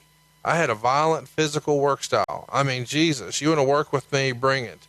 And then we get to the Gund Arena and they say, okay, we want you to work a match with Jeff Jarrett. And I said, what? You want me to work with who? And they said, Jeff Jarrett. I said, I think Vince Russo was telling me this. I said, all right, come here. So we walk into McMahon's room, and it might have been me, Vince, Jim Ross, and about 5 other people. And I said, fuck this. MSF. These are the best damn cussing jobs. I said, I told you sons of bitches I never wanted to work with the guy, and now you're going to make me come in here and play the bad guy. Meanwhile, Jeff Jarrett said this. Steve Austin has drawn a ton of money and throws a very phony punch. This business is all about perception. So I don't really understand that one still to this day. There's a lot of things that you can pinpoint or complain about in Jeff Jarrett, but his in-ring work, I've never heard that. This statement about me hitting the ropes confuses me more than him not wanting to work with me. What say you, Bruce? This whole he doesn't hit the ropes hard enough sounds like the fucking dumbest thing I've ever heard, but I can't tweet that to Austin because he blocked me. Well, that's Steve's opinion, and that's how Steve felt, and Steve was the main man. So if Steve doesn't want to work with you, he ain't going to work with you. And it just boils down to that. He can say whatever he wants. If that's how he felt, that's what he wants to say. That's his prerogative, and that's his opinion. I think that Jeff was a damn good worker. I think Steve was a damn good worker. I agree with Steve as far as throwing sledgehammers. Steve threw his shit in. He didn't want to work with Jeff, and that was the bottom line because Stone Cold said so. He wasn't happy about it, wasn't going to do it, and there was no more negotiation beyond that. And Russo would do things a lot of times where he would just write things in thinking that people were going to do it. Steve was one guy that would put his foot down and say no. In mid-August, Jeff's putting over D'Lo on the house shows, and then we get to SummerSlam, August 22nd, 1999 in Minneapolis. A huge business again, and Jarrett wins both the Intercontinental and the European from D'Lo in about 7.5 minutes. They're teasing a breakup here big time with Double J and Deborah, including Jarrett ordering Deborah to leave, but then, of course, Deborah comes back out with D'Lo. Eventually, of course, Mark Henry's involved. They do the big swerve, and Jarrett gets the pin. So Jarrett, Deborah, and Henry all leave together, 2.25 stars. So at this point, Jeff becomes the first wrestler in WWF history to win the Intercontinental title 6 times. What'd you think of the match and the decision to take the belts off D'Lo here? Well, actually, I do remember this. I thought it was good, and shout out to Mark Henry, who gave me a call today on my way back from Austin. But I thought it worked. It told a nice story and was able to kind of give new life, a little bit more new life to Jeff. So again, when you have something in the hodgepodge of all the other, stuff going on at times, and you can settle down a little bit, I thought this kind of worked. Okay, time out. Let's talk to Jeff here for a minute. You're accomplishing some big stuff here. You become the first guy to ever get the Intercontinental Championship 6 times. And I'm sure a lot of people hear that and think, man, that's got to be pretty awesome and a great honor. And I'm sure it is. But I also wonder, because you said just a few moments ago, well, sort of been there, done that. This feels like, because don't get me wrong, the Intercontinental title, even in this era, still had the reputation as being the worker's belt. And you've got it now. Not once, not twice, not 3 times, 6 times. But it feels like back in the day, this was like the step before you became the top guy and you got the big belt. Is this bittersweet to get the Intercontinental title? It's like, great, you got confidence in me, just not enough to give me a shot at the big belt. Is that the thinking at the time internally at all? Oh, you talking about internally with me? Yes. Not within the company. Internally with me. Yes. Without question. And look, it's we're talking about this. This entire 4-hour podcast is about myself. But in my career within WWE. But had the original roadie angle played out, I truly believe we were well on our way. We were headed down that road. That never got to play out. Stutter start, come back, go through that series again. Coming out of the gate with the Stone Cold situation. So it's like start, stop, start, stop, start, stop. And so, yes, internally, I was extremely, and I say this out of complete sincerity, I was frustrated, not just, I don't even want to say I was frustrated at the company. I was frustrated myself because, look, again, growing up in this business and knowing the path and the chart that it takes talent to get where they need to go.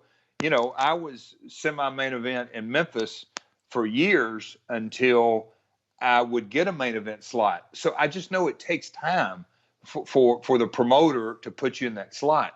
And, time, it's like my timing was great on some because I went from When I went to WCW in '96, I was on every Monday night, and then got into the SmackDown all the way through 2001. I think it was and I'd love a historian to look up, but from '96 to WCW's Vault, very few Mondays was I off TV, and that's in two different companies, which is pretty rare. But not getting over the hump, of course. I would have loved to have had that opportunity to get into that. If I didn't win the belt, to get into that picture. Well, and that's the thing. Like, clearly Vince or somebody has a lot of confidence in you. You've won the doggone IC 6 times. You've got a lot of controversy and stops and starts and exits and I guess heat backstage or whatever the rumor and innuendo is. But you're still not getting, and even though you're getting the Intercontinental Championship, you're still not getting pay-per-view main events. So even if you weren't necessarily going to be the guy to carry the big belt, you're not even in the main event. And it feels like this is, I don't know, you're there right at the cusp over and over and over. How much of that do you think is just timing? Because there was a Rock there and there was an Austin there. And if this was any other era, maybe it would have been there. Or do you think maybe Vince was just hesitant to pull the trigger? I didn't deserve, and again, because of timing, I'll put whatever blame needs to put on me is, but again, you sort of got to have that longevity you look at The Rock. He went from Rocky Maivia to the Nation of Domination. It was over a period of years. And I believe he's maybe the most charismatic box office attraction. Obviously Hollywood speaks for itself. But it didn't happen to him. And he's the third generation. It didn't happen for him overnight. So damn sure ain't going to happen for me. So it just takes time. So I think more than anything, the timing and circumstances. And again, I'll put whatever needs to be on my shoulders. If I chose in '95 to not further that creative storyline, that's on me. And this is a little word to the wise of talent out there. A decision you make today can affect your career 2 and 3 years down the line, without question. So put it on me. So, okay. So I'm picking up what you're putting down. We're going to follow up with it on My World, but it sounds like you've decided, hey, Vince lost confidence in me and didn't think he could trust me because I walked out before. So we'll talk about that another time. By the way, boys and girls, Jeff is joining me here today on Something to Wrestle because we've got a brand new podcast that was just announced. It's My World. It's May 4th. It's Tuesdays on Westwood One. Go subscribe right now. But right now, let's get back to Something to Wrestle. Let's wrap this thing up soon. Here we go. All right, let's get to it. The next night, as crazy as this sounds, Jeff just gives the European title to Mark Henry. So there's that. Deborah also gets an assistant in Miss Kitty, Stacy Carter, who is, of course, the real life wife of Jerry Lawler, becomes Deborah's assistant. Why? Again, we started talking about this show with lots of Tennessee stuff. Why is Stacy in this spot here? Stacy was looking to work. Stacy was a good-looking girl and more TNA. Not TNA, but tits and ass. Jeff starts to attack women at this point, which sort of begins his feud with Chyna. Where did this idea come from? How comfortable was Jeff in doing it? Obviously, it's a different time. But he gets on a roll here with it. On Raw, he defeats Jacqueline on September 6th. On September 9th, he pulls the fabulous Moolah in the ring and smashes her with a guitar. Then he puts Mae Young in the figure 4 while Deborah and Miss Kitty are begging him to stop. Whose idea was it? This feels sort of Andy Kaufman-like, which is bro. Yeah, help me understand. Yeah, bro. Andy Kaufman, very Andy Kaufman-like, and I think this was a collaboration of both Russo and Jeff together just to try and make Jeff a modern-day Andy Kaufman. And Jeff coming from Memphis and seeing what that did for business there. But the thing was a celebrity. But I think it was more a collaboration of the two and trying to come up with something new and different. So September 13th, they have a Raw where Luna Vachon is in a match with Jeff Jarrett, and Ivory smashes a guitar over Luna's head. So Luna gets the win by DQ. And then Jeff puts Lillian Garcia in the figure 4 when she announces that Luna was the winner. A few days later on SmackDown, Jeff would attack Hollywood actress Cindy Margolis and put her in the figure 4. And then he would high five women's champion Ivory and then put her in the figure 4 too. I don't know why this tickles me, but it does. Later on, Jarrett would wrestle Test and try to put Stephanie McMahon in the figure 4. Shane stopped it. September 20th, on Raw, Jeff Jarrett would attack the makeup lady backstage and put her in the... Why does this tickle me so much? Whose idea is it for him to just Cindy Margolis, Moolah, Mae Young, the makeup lady, Lillian Garcia? This is so silly. All right. One of the most tickled moments we've ever had here on the show, where you were just running around and smashing women with guitars and putting figure 4s on every lady in the WWE. And then outside. It's just phenomenal. I remember recording this like it was yesterday, because in my research, I'm trying to figure out, hey, who all did he put the figure 4 on? Literally every female personality that you could find. Is this a Russo idea as best you recall, or how did that piece of creative come up from your memory? I'd love to know who the first one was, as far as the figure 4, because the makeup lady and Cindy Margolis, and I mean, you name it. I mean, and so I don't know who the first one was on research, and we'll cover that on My World when we do this episode. But Ed Ferrar, and a lot of times he doesn't get as much credit as deserves, and obviously Vince was the lead writer. So it was them two. But once it's one of those things, and I'm sure you and Eric talking, and I love 83 Weeks, and Bruce, but when you guys are talking creative and that kind of stuff, a lot of times it's like when a fire is burning, do you really have to do anything other than step back and watch? Once things get rolling, it writes itself. And, you got to remember, this is October, the summer of 99, so to speak. So I don't say it was at the end of the Attitude Era, but certainly right in the peak or headed down a little bit.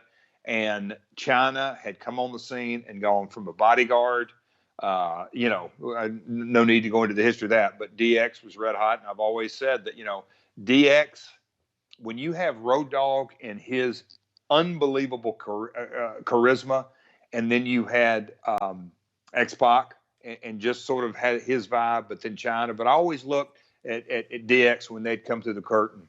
And Road Dogg and China defined it so much, Road Dogg with the braids and all that. But anyway, China and the people knew where this was going. Again, it wrote itself. And so the heat that was involved in that angle, and I'm not saying just heel heat, I'm really just saying crowd reaction. It was just red hot. And so, you guys laughing about it, and it was. I mean, come on, the Moolah guitar shot. I'll never forget getting back to my bag, my dressing. Did the guitar shot with Moolah, whatever it happened. All this. Kevin Nash texts me, and he said, something to the effect, I may have seen the greatest 10 seconds of professional wrestling in my entire life. On the guitar shot on Moolah. So the story, once it got rolling, it really got rolling. Well, let's get rolling to close out Something to Wrestle here with Bruce Prichard, all about Jeff Jarrett from 2017. As much as I hate it, you got to admit it was entertaining shit. Oh, it's so funny. I mean, yeah, the makeup and all that stuff. Yeah, it got to be how ridiculous could we make it? Tess and Stephanie have a tag match against Jeff and Deborah wouldn't tag in, which leads to Stephanie pinning Jeff Jarrett. So there you go. The Intercontinental Champion is losing to the boss's daughter. So what do? You put the figure 4 on your tag team partner. September 23rd, Jeff attacked the female stage manager and put her in the figure 4. Later in the show, all the women that Jarrett has attacked show up with China, and they all attack him. And this takes us to the Unforgiven pay-per-view. It's September 26, 1999. It's from Charlotte. It's not a sellout, but it's drawing huge business. Over $500,000 at the gate, $93,000 in merch sales. And Interesting match here. Jarrett beats Chyna by DQ in 11.5 minutes to retain the Intercontinental title. Harvey Whippleman is the referee, and Jarrett dumped Deborah and told her not to come out, which basically teased the finish, of course. Chyna uses a power bomb on him at some point, tries a Hurricane Rana, but Jarrett blocks it. Lots of stuff going on here. Meltzer would say, Jarrett's overselling here looks silly. Chyna hit Jarrett with a chair and bulldogged him on the Spanish announcer's table, but it didn't break. Chyna tried a pedigree, but Jarrett blocked it and catapulted her into the ref. Miss Kitty went to give Jarrett the guitar, but Moolah and Young hopped the rail and hit the ring and began pounding on Jarrett. This was still pretty campy, so it was entertaining, although the joke got old by the end of the night. This silliness continues, and Meltzer would call it reasonably entertaining, 2.5 stars. Any memories of this? Oh, again, it was entertaining, gaga, ha ha. And that's all it was. It was a moment. It was a moment in the show where you had levity and you had your gaga. After the match here, Prichard comes out and tells Whippleman about the finish, and they show it on the video wall. So Whippleman reverses the decision. And then Chyna beats Prichard up after the match, including delivering a low blow and a pedigree. What'd you think? Again, is levity. I think that the best point of the whole thing was going back to the video wall. Yeah. What I used to love is when guys you'd have a run in, and they'd either be looking at the ramp or looking at the video wall, and you see the guy coming down, which is supposed to be surprised. Yeah. Or when they would turn the referee to the video wall side, so he could see and they would do something behind his back on the other side. I'm like, just look up. Yeah. Crazy. This is applying Chyna's logic to an illogical situation. This is Chyna's second pay-per-view match where she's wrestled in 1999. She wrestled Road Dogg at King of the Ring a few months prior to this. And you jokingly mentioned before that Chyna felt like she should be wrestling for the world title. I wasn't joking. How did the idea come about for her to be wrestling as wrestling men? And then what did you think of her performance? I thought her performance was fine. I thought her performance was good. But again, it was female versus a male, and I didn't feel that I didn't like it. I mean, again, I didn't feel that, especially at the time, that there was a place for it. Vince Russo and Vince McMahon obviously felt otherwise, and they did it. And it became levity and it became entertainment for what it was. Why was Tom Prichard tagged here for this spot? Is this because he knew it wouldn't hurt him and he knew how to handle it? I mean, what's the point? He didn't care. Yeah. I mean, it's entertainment. October 2nd at Rebellion, once again, a UK pay-per-view. Jeff Jarrett defeats D'Lo Brown to retain the title. Chyna would defeat Jeff Jarrett by disqualification. We head towards October 4th. This is Raw now. We've got Moolah and Mae Young defeating Ivory and Miss Kitty. And Miss Kitty is actually forced to take Jeff Jarrett's place. And after Miss Kitty gets pinned, Jeff attacks her, puts her in the figure 4. October 7th, SmackDown. Ivory defeats Miss Kitty in a mud wrestling match that was set up by Jeff, and then Jeff pushed Moolah and Mae Young into the mud. Chyna appeared and then kicks Jarrett into the mud too. When you guys did these silly mud matches, was anybody into this, and who dreaded it the most? Oh boy.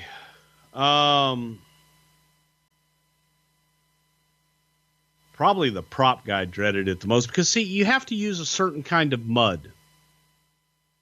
Can't just use any kind of mud. You have to use this organic mud. Working mud, yeah. God, I just hated that cliche, the mud matches and the oil matches and all that crap. But that's me. October 11th, Jeff would attack Chyna, put her in a laundry bin, and push it off a ledge with her inside.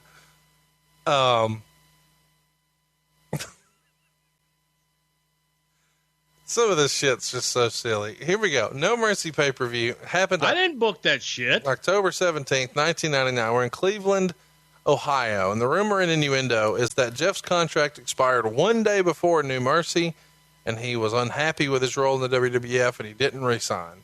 So the day of No Mercy, he literally holds up Vince for what's been called a large sum of money to appear on the show, not all that different from what the Ultimate Warrior allegedly did at SummerSlam 91. You were here. What really happened? Unfortunately, over the years, Jim Ross has been kind of finger pointed out here and singled out as being, this is his fault. Did JR miss it? Did JR have a verbal from the guy? How did this come to be where he's the champ, figured into a major pay-per-view, and now he has all the leverage? Well, JR didn't miss it. No. I mean, we all knew, and there were some of us that were louder than others saying, hey, why are we continuing to go on when we don't have a contract extension or a contract or something in place? JR took someone for their word, and he trusted Jerry Jarrett, and that's, I guess he learned his lesson. But I think in the big picture, the people to blame were Vince and Russo for insisting that it go on, and for everybody taking, and again, I go back to Jerry a lot on this, because Jerry's the one that was negotiating a lot of it, and he's the one that didn't keep his word and wasn't truthful. So JR was doing his job. JR was doing what he was told. He did everything in his power to get it done, and he's the fall guy. That's the position. That's the heat position. If shit goes good, Vince is a genius. If it goes bad, you're a dumbass. So you guys show up to the building that day, and what happens? Jeff went in and met with Vince, and then met with JR, and they got him a check that day for whatever it was that he wanted. And he went out, he did the match of China, put her over like $1 million, and left.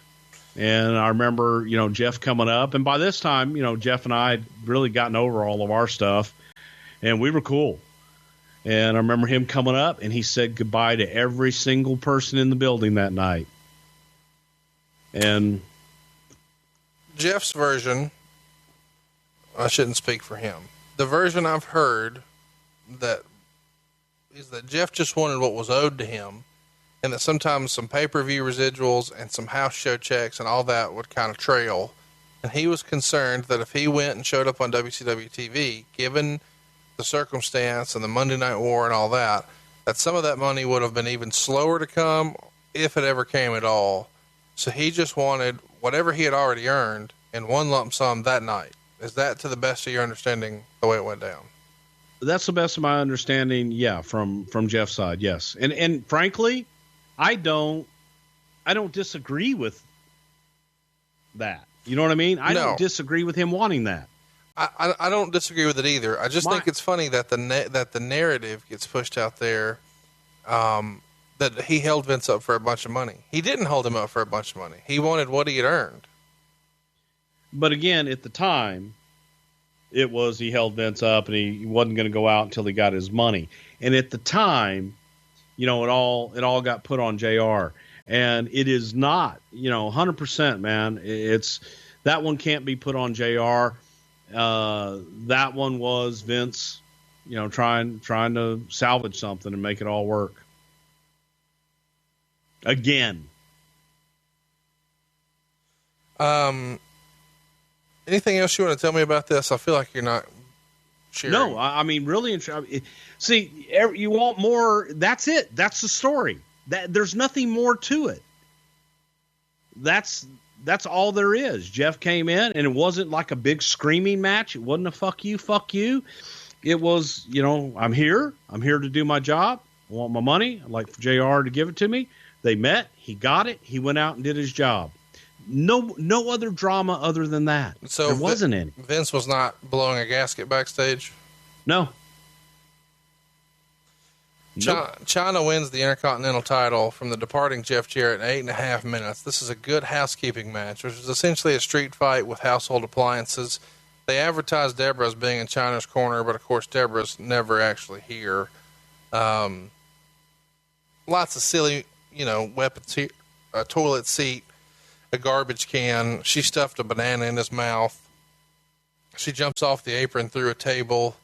Jarrett whips China with a fish. Lawler starts to make all sorts of fish smell jokes. There's milk, flour, and eggs. Lots of silliness. Low blows and such. The match is stopped and started. Finally, we get it. China cracks him with a guitar shot for the pin. And I guess that's technically not a household appliance, but it'll count. Since Jarrett's leaving, Miss Kitty is now with China, and the match gets 3 1/4 stars. After the match, the rumor and innuendo is Jarrett walked right out to his car, even with all that shit on him, and left the building. 100% completely false. Jarrett went back to the dressing room, took a shower, got dressed, and walked through and thanked everybody and said goodbye to everyone. So you felt like he couldn't have handled that much better? After the fact, he was fine. He debuted on Nitro the very next night by running into the ring and hitting Buff Bagwell in the head with a guitar, and he had a pretty successful run that time in WCW. He won the world title 4 times, the U.S. title 3 times, and we all know the story about Vince buying WCW in 2001. It's that famous simulcast on March 26th, and Jeff had just been on TV on Nitro and said, Vince now says, as far as the Jeff Jarretts of the world are concerned, you know how Jeff spells his name. That's Jeff. Well, you know what? I would suspect that it might be spelled a different way after tonight. That would be GOONEE, gone. So you were there. Chat me up. Was this a shoot? Was Jeff kind of persona non grata with the company at that point? Why did he never get another opportunity? Well, I was there. I was in Panama City. I was actually there with Jeff watching that promo for the first time with Jeff. Right. I had no idea that Vince was going to cut that promo. Sure. At all. Jeff laughed about it, and nothing more was really said. And we said goodbye at the end of the night. But Jeff was never hired to be fired. It was Vince cutting a spot for a television show. But I don't think that there was any interest in bringing Jeff in beyond that. And he still had time on his contract to ride out, and he got his money from AOL. All right, boys and girls, that's going to do it. And you know how the story ends with Jeff in the WWF. Depending on who you believe, there was a stick up. It was a hold up. But you just heard Bruce's take on it. We also addressed what JR said. But if you want to hear what old Double J has to say about it, you're going to have to tune in to episode number 1 of My World. Can you think of a better episode to kick things off than the famous "You Held Up Vince McMahon" story? I guess I've forgotten, but I can't. Was it a 38 or a 45? What? And if I do my right research, and we get into it, and maybe it's a snub nose, I don't know, or sometimes the story gets twisted, and the actual me holding him up is that when I asked him for that high 7-figure number, not 6-figure, high 7-figure number, he passed out. I literally had to hold him up. So I can't wait to get into all of it in My World, because we're going to dig deep. And, Vince is, he's a big, heavy man, and holding, dead weight up like that is tough, especially with 238s in my pocket. So we'll get into all of it, brother. I cannot wait. I'm excited. This was fun today. I appreciate everybody coming along for this fun ride to talk about Jeff Jarrett and WWE. And I can't wait to do this on a weekly basis with you. It's Tuesdays on Westwood One starting May 4th. You can subscribe on iTunes or Spotify or anywhere you enjoy your podcast. Our teaser trailer is already up right now. You can also follow us on Twitter. Jeff, your social handles just about everywhere are Real Jeff Jarrett, right? It's Twitter, Instagram, Facebook, and the website just blasted off this past Monday when we did the announcement on the Raw after Mania. Kudos to your entire team, man. It is everywhere, and the press tour that's lined up. I got one for the UK, I got one for Australia, and I've got one here for US, Canada, and Latin America. So, man, it's it is going to be a busy, and may the 4th be with us. May the 4th, here it comes. By the way, follow us on Twitter. It's at My World Podcast. And by the way, you can get all these shows early and ad-free over at adfreeshows.com. You can also get a free Zoom event that Jeff and I just recently did.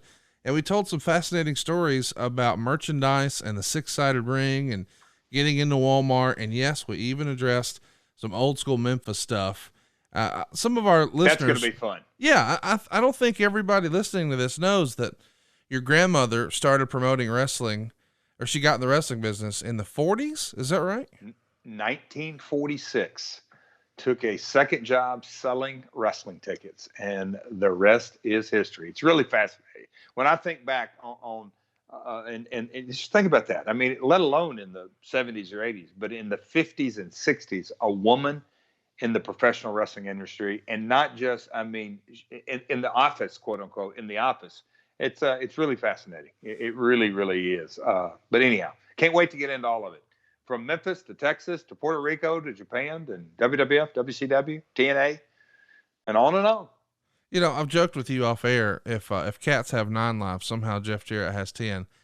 How I don't understand how you're still doing this, man. I'm just fascinated by your story. I think it's the most interesting story, maybe the most interesting story in all of wrestling, because there's so many ups and downs and peaks and valleys, and you just find a way to come out better than you started every single time. Is it just the power of positive thinking, or you just have a golden horseshoe up your ass? What's the secret here? Conrad, I must say this.